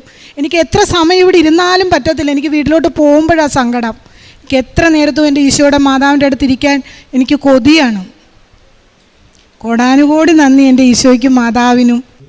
10-ാം സങ്കീർത്തനം 14-ാം തിരുവചനം. അങ്ങ് കാണുന്നുണ്ട് കഷ്ടപ്പാടുകളും ക്ലേശങ്ങളും, അങ്ങ് തീർച്ചയായും കാണുന്നുണ്ട്. അങ്ങ് അവ ഏറ്റെടുക്കും. നിസ്സഹായൻ തന്നെ അങ്ങേക്ക് സമർപ്പിക്കുന്നു. അനാഥന് അവിടുന്ന് സഹായകനാണല്ലോ. വളരെ വേദനയോടുകൂടി ഈ കുടുംബം, അമ്മയും ഈ മകളും ആതിരയും കൂടി ഇവിടെ വന്ന് ഉടമ്പടിയെടുത്ത് ഞങ്ങളുടെ കുടുംബത്തെ രക്ഷിക്കണേ എന്നുള്ള വലിയൊരു പ്രാർത്ഥനയോടുകൂടിയാണ് അവരിവിടെ വന്ന് ഉടമ്പടിയെടുത്തത്. പരിശുദ്ധ അമ്മയ്ക്ക് ഉടമ്പടിയിലൂടെ നാം ഒരു ആവശ്യം നാം അമ്മയോട് പറഞ്ഞാൽ അമ്മ കുടുംബത്തെ മുഴുവനായും ഏറ്റെടുക്കുന്ന ഒരു വലിയ പ്രത്യക്ഷീകരണ സാക്ഷ്യമാണ് നാം ഇന്ന് കേട്ടത്. ആതിരയുടെ അമ്മ പറഞ്ഞതുപോലെ ഒരു വലിയ ശക്തമായ ജീവിതാനുഭവമാണ് ജീവിത പങ്കാളിക്ക് ഇന്ന് ഈശോ നൽകിയിരിക്കുന്നത്. നമ്മുടെ ലോകത്തെ തന്നെ കാർന്നു തിന്നുന്ന ഒരു വലിയ മദ്യപാനം എന്ന ഒരു വലിയ പൈശാചിക ബന്ധനം ഇന്ന് നമ്മുടെ മക്കളുടെ സഹോദരങ്ങളെല്ലാം കാർന്നു തിന്നുകൊണ്ടിരിക്കുമ്പോൾ 20 വർഷമായി ഈ മകൻ അതിനടിമയായിരുന്നു. ഈ കൊച്ചുമകൾ അതിനായി ഉപാധിയായി ചെയ്തത് പരിശുദ്ധ അമ്മയുടെ ഉപ്പ് ഭക്ഷണത്തിൽ മിക്സ് ചെയ്ത് കൊടുത്തുകൊണ്ടാണ് പരിശുദ്ധ അമ്മയ്ക്ക് ഈ മകനെ തിരിച്ചു കിട്ടിയതെന്ന് ആതിര സാക്ഷ്യപ്പെടുത്തുന്നു. ആതിര ഇന്നൊരു നഴ്സിംഗ് സ്റ്റുഡൻ്റാണ്. ഒരുപാട് കുടുംബങ്ങളുടെ കണ്ണീരും വേദനയും ഈ മകളിൽ നിന്ന് കണ്ടുകൊണ്ടിരിക്കുകയാണ്. ആശുപത്രികളിലെ എല്ലാ വേദനകളും കണ്ടുകൊണ്ടിരിക്കുമ്പോൾ കുടുംബം തകർന്നു പോകുന്നത് എങ്ങനെയാണെന്ന് ഈ മകൾ കാണുകയാണ്. ഈശോയ്ക്കും അമ്മയ്ക്കും പരിശുദ്ധ അമ്മയ്ക്കും നന്ദി പറയാം. കാരണം ഇവരെ ഒരു വീടിൻ്റെ അവസ്ഥയിൽ ഇവർക്ക് മറുകരയുള്ള ഒരു പുഴയിൽ പോയി കുളിക്കാനും അവരുടെ ഡ്രസ്സ് വാഷ് ചെയ്യാനുള്ളൊരു ആവശ്യത്തിനാണ് അവർ വീട് മുറിച്ച് കടന്ന് മറ്റൊരു സ്ഥലത്തേക്ക് പോകാറുള്ളത്. അതിൽ അവരെ ഒരു പോസ്കോ കേസാക്കി മാറ്റി വളരെയധികം വേദന സമൂഹത്തിലും കുടുംബത്തിലുമെല്ലാം വളരെയധികം അപമാനവും വേദനയും അനുഭവിച്ച ഒരു കുടുംബമാണ്. പരിശുദ്ധ അമ്മ ഇവരെ ചേർത്ത് പിടിച്ച ഒരു വലിയ അനുഭവമാണിത്. ആ കേസ് തള്ളിക്കളഞ്ഞു. ഇവർക്ക് കേസിൻ്റെ പുറകെ പോകാനും അതിനുള്ള ഹിയറിങ്ങിനുള്ള ഓരോ സമയത്തും വിളിക്കുമ്പോൾ പോകാനായി അദ്ദേഹത്തിന് ജോലിയിൽ നിന്ന് ലീവ് എടുത്ത് പോകണമായിരുന്നു. പരിശുദ്ധ അമ്മ ആ വേദന, കുടുംബത്തിൻ്റെ വേദന മുഴുവനായി ഏറ്റെടുത്ത് ആ ഒരു വലിയ അപമാനത്തിൽ നിന്ന് അവരെ മാറ്റി അവർക്ക് സുരക്ഷയും സ്നേഹവും നൽകി അനുഗ്രഹിച്ചിരിക്കുകയാണ്. അതുപോലെ തന്നെ ആതിരയുടെ തലയിലൊരു വലിയ മുഴയുണ്ടായി. അത് തൈലവും ഉപ്പും പുരട്ടി വിശ്വാസപ്രമാണത്തോടു കൂടിയാണ്. വിശ്വാസപ്രമാണം എന്ന ഒരു വലിയ പ്രാർത്ഥന ഏറ്റെടുത്തുകൊണ്ട് ഈശോയുടെ അനുഗ്രഹത്താൽ പരിശുദ്ധ അമ്മയിൽ നിന്ന് ഈശോയിൽ നിന്ന് സൗഖ്യം നേടാനായിട്ട് മകൾക്ക് സാധിച്ചു. ഒരു വലിയ ഒരു അത്ഭുതമാണ് ഇവരുടെ ജീവിതത്തിൽ നടന്നത്. ഒട്ടും തന്നെ വലിയ സാമ്പത്തിക മാന്യം അനുഭവിച്ച സമയത്ത് കറണ്ട് ബില്ലടയ്ക്കാൻ ചെന്നപ്പോൾ ഉണ്ടായൊരു വലിയ അനുഭവം, മറ്റാരോ ഇവർക്ക് വേണ്ടി അടച്ചിരിക്കുന്നു, കറണ്ട് ബില്ല് അടച്ചുള്ള ഒരു വലിയ അനുഭവം അവർക്കുണ്ടായി. പരിശുദ്ധ അമ്മ നമുക്ക് മുൻപേ നടക്കുന്ന ഒരമ്മയാണ്. എല്ലാ വേദനകളിലും പരിശുദ്ധ അമ്മ നമ്മോട് കൂടെയുണ്ട്. നമ്മുടെ കണ്ണുനീര് തുടയ്ക്കുന്ന ഒരമ്മയാണ്. കാരണം പരിശുദ്ധ അമ്മയുടെ എല്ലാ ജീവിതാനുഭവങ്ങളും നമുക്ക് എപ്പോഴും പകർന്നു തരുന്നുണ്ട്. ഞാനും എൻ്റെ മകനും സഹിച്ച വേദനകളെല്ലാം ഞാൻ കാണുന്നുണ്ട്. നിങ്ങളുടെ എല്ലാ വേദനകളും എന്നോട് ചേർത്ത് വയ്ക്കുക, ഞാൻ നിങ്ങൾക്ക് ആശ്വാസം നൽകാമെന്നാണ് പരിശുദ്ധ അമ്മ ഈ അൾത്താരയിൽ പ്രത്യക്ഷപ്പെട്ടപ്പോൾ ജോസഫ് അച്ഛനോട് പറഞ്ഞത്. ദുരന്തമുണ്ടാകാൻ പോകുന്നു, പ്രാർത്ഥിക്കുക എന്നാണ്. നമ്മുടെ ജീവിത ദുരന്തങ്ങളിലെല്ലാം നമുക്ക് പരിശുദ്ധ അമ്മയെ ചേർത്ത് പിടിക്കാം. നമ്മുടെ എല്ലാ കഷ്ടപ്പാടുകളും അവിടുന്ന് ഏറ്റെടുക്കും. അവിടുത്തെ തിരുരക്തത്താൽ നാം എപ്പോഴും ഓരോ സമയത്തും വീണ്ടെടുത്ത് നമ്മെ നിത്യതയോളം അവിടുന്ന് നമ്മെ കൂട്ടിക്കൊണ്ടുപോകും. ആതിരയുടെ അമ്മ പറഞ്ഞ ഒരു വലിയ വാഗ്ദാനം കൂടി അതാണ്. എൻ്റെ എല്ലാ മക്കളും കുടുംബവും എപ്പോഴും നിത്യതയിലായിരിക്കണമെന്നാണ്, ഈ നിത്യതയോളം ഉടമ്പടിയിലായിരിക്കണമെന്നാണ് എൻ്റെ ആഗ്രഹമെന്ന്. അവരുടെ ആഗ്രഹം ഈശോ അവർക്ക് സാധിച്ചു കൊടുക്കട്ടെ എന്ന് നമുക്ക് പ്രാർത്ഥിക്കാം. മദ്യപാനത്തിനും മയക്കുമരുന്നിനും അടിമപ്പെട്ട എല്ലാ മക്കളെയും, അതുപോലെ തന്നെ പല കേസുകളിൽ നിരപരാധികളായിട്ടുള്ള എല്ലാ മക്കളെയും ഈ സാക്ഷ്യത്തോട് ചേർത്ത് വെച്ചുകൊണ്ട് പരിശുദ്ധ അമ്മയ്ക്കും ഈശോയ്ക്കും നല്ലൊരു കയ്യടി നൽകി സാക്ഷ്യം നാമത്തിന് മഹത്വം ഉണ്ടാകട്ടെ. പരിശുദ്ധ അമ്മ ജീവനോടെ പ്രത്യക്ഷപ്പെട്ട ഈ തിരുവൽത്താരയിൽ സാക്ഷ്യം പറയുവാൻ എന്നെ അനുവദിച്ചതിന് ആദ്യം തന്നെ ഞാൻ പരിശുദ്ധ അമ്മയ്ക്ക് നന്ദി പറയുന്നു. ഞാൻ കോഴിക്കോട് ജില്ലയിലെ താമരശ്ശേരി രൂപതയിലെ പെരുവണ്ണാമൊഴിയിൽ നിന്നാണ് വരുന്നത്. 2022 ഓഗസ്റ്റ് 1 തീയതിയാണ് ഞാൻ ആദ്യമായി ഉടമ്പടി എടുത്തത്. ഞാൻ 10 പ്രാവശ്യം ഇപ്പം ഉടമ്പടി പുതുക്കി. ഇത് 4ാമത്തെ പ്രാവശ്യമാണ് ഈ തിരുവൽത്താരയിൽ സാക്ഷ്യം പറയുന്നത്. ഏകദേശം 40 വർഷത്തോളമായി എനിക്കൊരു അലർജിയുടെ പ്രശ്നമുണ്ടായിരുന്നു. കുഞ്ഞുനാളിലൊക്കെ എന്തെങ്കിലും പൊടിയോ വെയിലത്ത് കളിക്കുകയോ ഒക്കെ ചെയ്തു കഴിഞ്ഞാൽ എൻ്റെ ശരീരം തടിച്ചു വരും, ചുണങ്ങ് പോലെ ഇങ്ങനെ ശരീരത്തിലുണ്ടാകുമായിരുന്നു. കുറച്ച് പ്രായമായി കഴിഞ്ഞ് ഞാൻ 2 വീലർ ഓടിക്കാൻ തുടങ്ങിയ സമയത്ത് എപ്പോഴും എൻ്റെ കയ്യിലും പുറത്തുമൊക്കെ ചുണങ്ങ് പോലെയായിരുന്നു. ഇതൊരുപാട് എനിക്ക് മാനസികമായ വിഷമമുണ്ടാക്കി. ആദ്യ കാലഘട്ടങ്ങളിൽ കുറച്ച് ചികിത്സകളൊക്കെ ചെയ്തിരുന്നുവെങ്കിലും പിന്നീട് അതൊരു ജീവിതത്തിൻ്റെ ഭാഗമായി ഞാനിങ്ങനെ കൊണ്ടുവന്നു. ഞാനൊരു റിട്ടയേർഡ് അധ്യാപികയാണ്. അപ്പോൾ ഈ ചുണങ്ങുള്ളത് കൊണ്ട് അത് വളരെ വിഷമമുണ്ടാക്കിയിരുന്നു. ഉടമ്പടി എടുത്തതിന് ശേഷം ഞാൻ കൃത്യമായി എല്ലാ ദിവസവും ഉടമ്പടി ഉപ്പും വിശുദ്ധ തൈലവും ഉപയോഗിച്ചതിൻ്റെ ഫലമായി ഇപ്പോൾ കുറച്ച് 2022-23 ശേഷം എനിക്ക് എൻ്റെ ശരീരത്തിൽ ഇങ്ങനെ ഒരു അലർജിയുടെ പ്രശ്നമില്ല. പരിശുദ്ധ അമ്മ വഴിയായി എനിക്ക് നൽകിയ ഈ വലിയ അനുഗ്രഹത്തിന് ഞാൻ കോടാനുകോടി നന്ദി പറയുകയാണ്. കഴിഞ്ഞ ഡിസംബർ 14 തീയതി ഞാനും എൻ്റെ ഒരു സുഹൃത്തും കൂടി രാവിലെ പള്ളിയിൽ കഴിഞ്ഞ് വീട്ടിലേക്ക് മടങ്ങുന്ന വഴിയിൽ ഒരു വലിയ ഇറക്കമുണ്ട്. അപ്പോൾ ജലനിധിയുടെ പണി നടക്കുന്നത് കൊണ്ട് അവിടെ ഇങ്ങനെ മിറ്റിൽ നിരത്തിയിട്ടിരുന്നു. ആ ഇറക്കത്തിൽ നിന്ന് എൻ്റെ വണ്ടിയുടെ ബാലൻസ് പോവുകയും വണ്ടി മറിയുകയും ചെയ്തു. അപ്പോൾ ഞാൻ എൻ്റെ കയ്യിൽ പരിശുദ്ധ അമ്മയുടെ കാശുരൂപം സ്ഥിരമായി നമ്മൾ കൊണ്ടു നടക്കുന്നത് കൊണ്ട് മാത്രമാണ് ഒരു വലിയ അപകടത്തിൽ നിന്ന് ഞങ്ങൾ രക്ഷപ്പെട്ടത് എന്ന് ഞാൻ വിശ്വസിക്കുന്നു. എൻ്റെ കൂടെ ഉണ്ടായിരുന്ന എൻ്റെ സുഹൃത്തിനൊരു കയ്യിൽ തൊലി പോയതല്ലാതെ വേറെ ഒരു പ്രശ്നവും ഞങ്ങൾക്കുണ്ടായില്ല. ആ വലിയൊരു അപകടത്തിൽ നിന്ന് ഞങ്ങളെ രണ്ടുപേരെയും രക്ഷിച്ച പരിശുദ്ധ അമ്മയ്ക്ക് ഈ തിരുവൾത്താരയിൽ വെച്ച് ഞാൻ പ്രത്യേകം നന്ദി പറയുകയാണ്. കുറേ നാളുകളായി എൻ്റെ വീട്ടിൽ വിശുദ്ധ തൈലം ഉപയോഗിച്ചതിൻ്റെ ഫലമായി ധാരാളം അനുഗ്രഹങ്ങൾ ലഭിച്ചിട്ടുണ്ട്. ആർക്ക് രോഗം വന്നാലും നമ്മൾ വിശുദ്ധ തൈലവും ഉടമ്പടി ഉപ്പുമാണ് അതിന് മരുന്നായി ഉപയോഗിക്കുന്നത്. എൻ്റെ വലത് കൈയിൽ ഈ തള്ളവിരലിൽ 2022 മുതൽ ഒരു കുഴിനഖം പോലെ വിരച്ചുട്ട് പോലെ ഇങ്ങനെ വന്നു. അപ്പോൾ അത് ആദ്യമൊക്കെ ഞാൻ ചെറുനാരങ്ങയിൽ ഉപ്പൊക്കെ തേച്ച് ഇങ്ങനെ പോയി. പക്ഷേ അതിനൊരു മാറ്റവും വന്നില്ല. ശക്തമായ വേദന ഒക്കെ ആയിരുന്നത് കൊണ്ട് ഞാൻ വളരെയധികം വിഷമിച്ചു.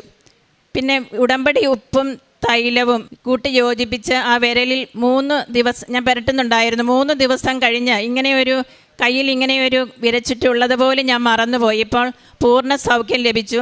ഇപ്പോൾ അങ്ങനെയൊരു അസുഖം എൻ്റെ ഈ വിരലിന് വന്നിട്ടുണ്ട് എന്ന് പോലും തോന്നില്ല. പരിശുദ്ധ അമ്മ വഴി തന്ന ഈ അനുഗ്രഹത്തിന് ഞാൻ ഈ തിരുവൾത്താരയിൽ അമ്മയ്ക്ക് സാക്ഷ്യമായി പറയുകയാണ്. എൻ്റെ കാലിൻ്റെ അടിയിൽ ഒരു മുള്ള് കൊണ്ടതിനാൽ അതൊരു വലിയ ആണിയായി രൂപാന്തരപ്പെട്ടിരുന്നു. അപ്പം നടക്കുമ്പോൾ വലിയ ബുദ്ധിമുട്ടാണ്. ചെരുപ്പിട്ട് നടക്കാൻ തന്നെ വളരെ ബുദ്ധിമുട്ടായിരുന്നു. വളരെ വേദന സഹിച്ചിരുന്ന ഞാൻ എല്ലാ ദിവസവും വൈകുന്നേരം കിടക്കുന്ന സമയത്ത് ഉടമ്പടി തൈലവും ഉപ്പും കൂട്ടി യോജിപ്പിച്ച് അവിടെ പുരട്ടിയതിൻ്റെ ഫലമായി ഞാൻ പോലും അറിഞ്ഞില്ല, ആ ആണിയുടെ പാടുപോലും ഇല്ലാതെ എൻ്റെ കാല് സൗഖ്യപ്പെട്ടു. ഇതും വിശുദ്ധ തൈലം ഉപയോഗിച്ച് എനിക്ക് അമ്മ നൽകിയ ഏറ്റവും വലിയ ഒരു അനുഗ്രഹമാണെന്ന് ഞാൻ പൂർണ്ണമായി വിശ്വസിക്കുന്നു. ഒരു ദിവസം എൻ്റെ ഉടമ്പടി കാശുരൂപം നഷ്ടപ്പെട്ടു പോയി. അതെപ്പോഴും ഒരു ചെപ്പിനകത്താക്കിയാണ് ഞാനത് കൊണ്ടുവന്ന് നടന്നിരുന്നത്. കാണാതെ വന്നതോടുകൂടി എനിക്ക് ഉറക്കമില്ലാതെയായി, ആകെ അസ്വസ്ഥതയായി. ഞാൻ തിരയാത്ത സ്ഥലമില്ല.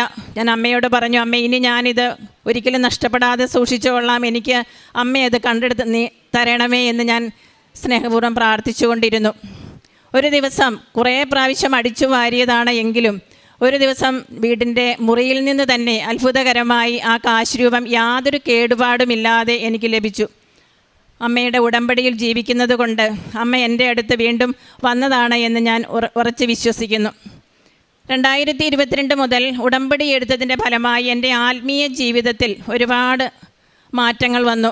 ആദ്യമൊക്കെ ഞാൻ ശനിയാഴ്ചയും ഞായറാഴ്ചയും മാത്രമേ വിശുദ്ധ കുർബാനയിൽ പങ്കെടുത്തിരുന്നുള്ളൂ. ഇപ്പോൾ എല്ലാ ദിവസവും വിശുദ്ധ കുർബാനയിൽ പങ്കെടുക്കുവാനും കൂടുതൽ സമയം അരമണിക്കൂർ മുടങ്ങാതെ എല്ലാ ദിവസവും തിരുവചനം വായിക്കുവാനും കൂടുതൽ ചൊല്ലുവാനുമൊക്കെ അമ്മ അനുഗ്രഹം നൽകിയിട്ടുണ്ട്. കാരുണ്യപ്രവൃത്തികളായിട്ട് ഞാൻ ചെയ്യുന്നത് ഞങ്ങളുടെ പെൻഷനേഴ്സിൻ്റെ സംഘടനയിൽ കൈത്താങ് എന്ന് പറയുന്ന ഒരു പ്രവർത്തനം നടക്കുന്നുണ്ട്. ക്യാൻസർ രോഗികളെ ചികിത്സിക്കുന്നതിനായി എല്ലാ പെൻഷനേഴ്സും അതിൽ കൃത്യമായി ഒരു സംഖ്യ നിക്ഷേപിക്കുന്നുണ്ട്. അതുപോലെ 10-12 ക്യാൻസർ രോഗികൾക്ക് സൗജന്യമായി മരുന്ന് വാങ്ങുന്നതിനുള്ള സംഭാവന നൽകുന്നു. അതിൽ അംഗമാകാൻ എനിക്ക് സാധിച്ചു. മുടങ്ങാതെ ആ ചികിത്സാ നിധിയിലേക്ക് സംഭാവന ചെയ്യാൻ സാധിക്കുന്നു. കൂടാതെ ഞങ്ങളുടെ പഞ്ചായത്തിനടുത്തുള്ള പഞ്ചായത്തിൽ ഒരു അഗതി മന്ദിരമുണ്ട്. വൃദ്ധരായ അമ്മമാരെ താമസിപ്പിക്കുന്ന ഒരു സ്ഥലം. അവിടെ എല്ലാ മാസവും പോവുകയും അവർക്ക് ആവശ്യമായ ലഘുഭക്ഷണം നൽകാൻ അവർക്ക് കൊടുക്കാൻ എനിക്ക് സാധിക്കുന്നു. ഇത് എൻ്റെ ജീവിതത്തിൽ അമ്മമാരോട് കൂടെ കൂടുതൽ സമയം ചെലവഴിക്കാൻ സാധിക്കുന്നത് ഏറ്റവും വലിയ സന്തോഷജനകമായ ഒരു കാര്യമാണ്. പിന്നെ നിർധനരായ അമ്മമാരെ താമസിക്കുന്ന സ്ഥലത്ത് ഉടമ്പടി എടുത്തിട്ടുള്ള ഞങ്ങൾ കുറച്ച് സുഹൃത്തുക്കൾ ഒരുമിച്ച് പോയി അവരെ താമസ സ്ഥലം വൃത്തിയാക്കാനും അവരെ സഹായിക്കാനും ഞങ്ങൾക്ക് സാധിച്ചു. ഉടമ്പടി എടുത്തതിന് ശേഷം ഞങ്ങളുടെ കുടുംബത്തിൽ എല്ലാവരും ആത്മീയമായി ഒരു ഉണർവുണ്ടാകാൻ സാധിച്ചിട്ടുണ്ട്. പ്രാർത്ഥനയിൽ വൈകുന്നേരത്തെ സന്ധ്യാപ്രാർത്ഥനയിലെല്ലാം ഉടമ്പടി പ്രാർത്ഥനയിൽ ഞങ്ങൾ കുടുംബാംഗങ്ങളെല്ലാവരും ഒരുമിച്ച് പ്രാർത്ഥിക്കാൻ സാധിക്കുന്നത് മൂലം ധാരാളം ദൈവാനുഗ്രഹങ്ങൾ ഞങ്ങളുടെ മക്കളുടെ ജീവിത രീതിയിലും ജീവിത മേഖലകളിലും പഠന മേഖലകളിലും ജോലി മേഖലകളിലുമെല്ലാം പരിശുദ്ധ അമ്മ വഴി ധാരാളം അനുഗ്രഹങ്ങൾ ഞങ്ങൾക്ക് നൽകിക്കൊണ്ടിരിക്കുന്നു. പരിശുദ്ധ അമ്മ വഴി ഈശോ ഞങ്ങളുടെ കുടുംബത്തിനും എനിക്കും തന്ന എണ്ണമില്ലാത്ത അനുഗ്രഹങ്ങൾക്ക് ഞാൻ കോടാനുകൂടി നന്ദി പറയുന്നു. ജീവിതകാലം മുഴുവൻ ഉടമ്പടിയിൽ ജീവിക്കുവാനുള്ള കൃപ ലഭിക്കാനായി പ്രാർത്ഥിക്കുകയും ചെയ്യുന്നു. ഹോസിയ 2-ാം അധ്യായം 19-20 തിരുവചനങ്ങൾ. എന്നേക്കുമായി നിന്നെ ഞാൻ പരിഗ്രഹിക്കും, നീതിയിലും സത്യത്തിലും സ്നേഹത്തിലും കാരുണ്യത്തിലും നിന്നെ ഞാൻ സ്വീകരിക്കും, വിശ്വസ്തതയിൽ നിന്നെ ഞാൻ സ്വന്തമാക്കും, കർത്താവിനെ നീ അറിയും. ജെസ്സി ആൻഡ്രൂസ് എന്ന ഈ സഹോദരിയുടെ ഉടമ്പടി ജീവിതാനുഭവ സാക്ഷ്യങ്ങളാണ് നാം കേട്ടത്. ആ സാക്ഷ്യത്തിൻ്റെ ഒരു പ്രത്യേകത, എടുത്തത് അമ്മയാണെങ്കിലും ആ സഹോദരി ഇരുന്ന കുടുംബത്തിലുള്ള ഓരോരുത്തരിലേക്കും ആ ഉടമ്പടി ജീവിതത്തിൻ്റെ അനുഗ്രഹങ്ങൾ പ്രവഹിക്കുന്നതിനെക്കുറിച്ചാണ് സഹോദരി പങ്കുവച്ചത്. ശരിക്കും നമുക്കത് ഉടമ്പടി ജീവിതത്തെ കാണാനാവും. ഒരു വ്യക്തി ഉടമ്പടി എടുക്കുമ്പോൾ ആ വ്യക്തി ശരിക്കും ഒരു ഖരരൂപത്തിലാണ് ഉടമ്പടി എടുക്കുന്നത്. അത് കട്ടിയാണ്, അത് അങ്ങനെ ഇരിക്കുന്ന മാട്ടിൽ ഇരിക്കത്തേ ഉള്ളൂ, ചലനമൊന്നും ഉണ്ടാവില്ല. എന്നാൽ ഉടമ്പടിയിൽ ജീവിച്ചു തുടങ്ങുമ്പോൾ പതിയെ പതിയെ അത് മെൽറ്റ് ചെയ്യുന്നത് നമുക്ക് കാണാനാവും. ജീവിതം മെൽറ്റ് ചെയ്യും. വാശി പോകും, ദേഷ്യം പോകും, മത്സരബുദ്ധി പോകും, വെറുപ്പ് പോകും, മറ്റാരോടെങ്കിലുമുള്ള പിണക്കങ്ങൾക്ക് കുറവുണ്ടാകും. അങ്ങനെ ആ വ്യക്തി തന്നെ കാർക്കശ്യത്തിലും പിടിവാശിയിലും അഹന്തയിലും ആസക്തികളും ജീവിച്ചിരുന്ന വ്യക്തി തന്നെ ഒരല്പം കൂടിയൊന്ന് മെൽറ്റായി ഒരു ദ്രാവകരൂപത്തിലേക്ക് മാറും.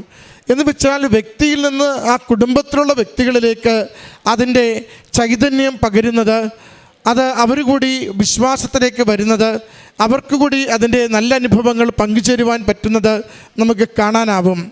പക്ഷേ ഉടമ്പടി ജീവിതം ഒരു പ്രേക്ഷിത ജീവിതമായി മാറുമ്പോൾ ഇത് വീണ്ടും വേപ്രൈസ് ആകും, വാതക രൂപത്തിലാകും. എന്ന് വെച്ചാൽ എല്ലായിടത്തേക്കും ഇത് പരന്നുകൊണ്ടിരിക്കും. അത് കാറ്റിഷ്ടമുള്ളിടത്തേക്ക് കൊണ്ടുപോകുന്നത് പോലെ ഉടമ്പടിയെടുത്ത വ്യക്തികളുടെ പ്രവർത്തനങ്ങൾ അത് തന്നിൽ നിന്നും തൻ്റെ കുടുംബത്തിൽ നിന്നും താൻ ആയിരിക്കുന്ന ഇത്തിരി ഇടത്തിൽ നിന്നും എല്ലാ ഇടങ്ങളിലേക്കും ഇതിങ്ങനെ വ്യാപിപ്പിച്ചു കൊണ്ടിരിക്കും. അത് പ്രേക്ഷിത പ്രവർത്തനത്തിൻ്റെ തീഷ്ണതയാണ്. അങ്ങനെ ദൈവനാമത്തെ മഹത്വപ്പെടുത്തുവാനും വിശ്വാസത്തെ പ്രഘോഷിക്കുവാനുമായി ഒരു വ്യക്തിയെ വലിയ തോതിൽ ഇങ്ങനെ മാറ്റങ്ങളിലേക്ക് കൊണ്ടുവരിക. നമ്മൾ ഉടമ്പടിയിൽ ജീവിച്ചു തുടങ്ങുമ്പോൾ നമ്മൾ സ്വയം ചോദിക്കേണ്ടത്, എൻ്റെ അവസ്ഥ എന്താണ്? ആർക്കും ഒന്നും കൊടുക്കാതെ എൻ്റെ കാര്യം മാത്രം, എനിക്ക് മാത്രം കാര്യങ്ങൾ നടക്കണം, എൻ്റെ കാര്യം മറ്റുള്ളവർ നോക്കണം എന്ന രീതിയിൽ ഒരു ഘനീഭവിച്ച ഒരവസ്ഥയിലാണോ ജീവിതം നിൽക്കുന്നത്? അവിടുന്ന് അല്പം കൂടി ഒന്ന് ദ്രാവകരൂപത്തിലാകുവാൻ, അല്പം കൂടി ഒന്ന് എളിമപ്പെടുവാൻ നമുക്ക് ഉടമ്പടിയിലൂടെ തുടക്കകാലത്ത് സാധിക്കും. അത് അവിടെ കൂടി നിൽക്കാനുള്ളതല്ല. 1-2 ദൈവാനുഗ്രഹം കിട്ടുമ്പോൾ കൊള്ളാം, ഇത്തിരി പ്രാർത്ഥിക്കുന്നുണ്ട്, ഇത്തിരി കുർബാനയ്ക്ക് പോകുന്നുണ്ട്, ഇത്തിരി വചനം വായിക്കുന്നുണ്ട് എന്ന് കരുതി അവിടെ തൃപ്തിപ്പെട്ട് തീർക്കുവാനുള്ളതല്ലത്.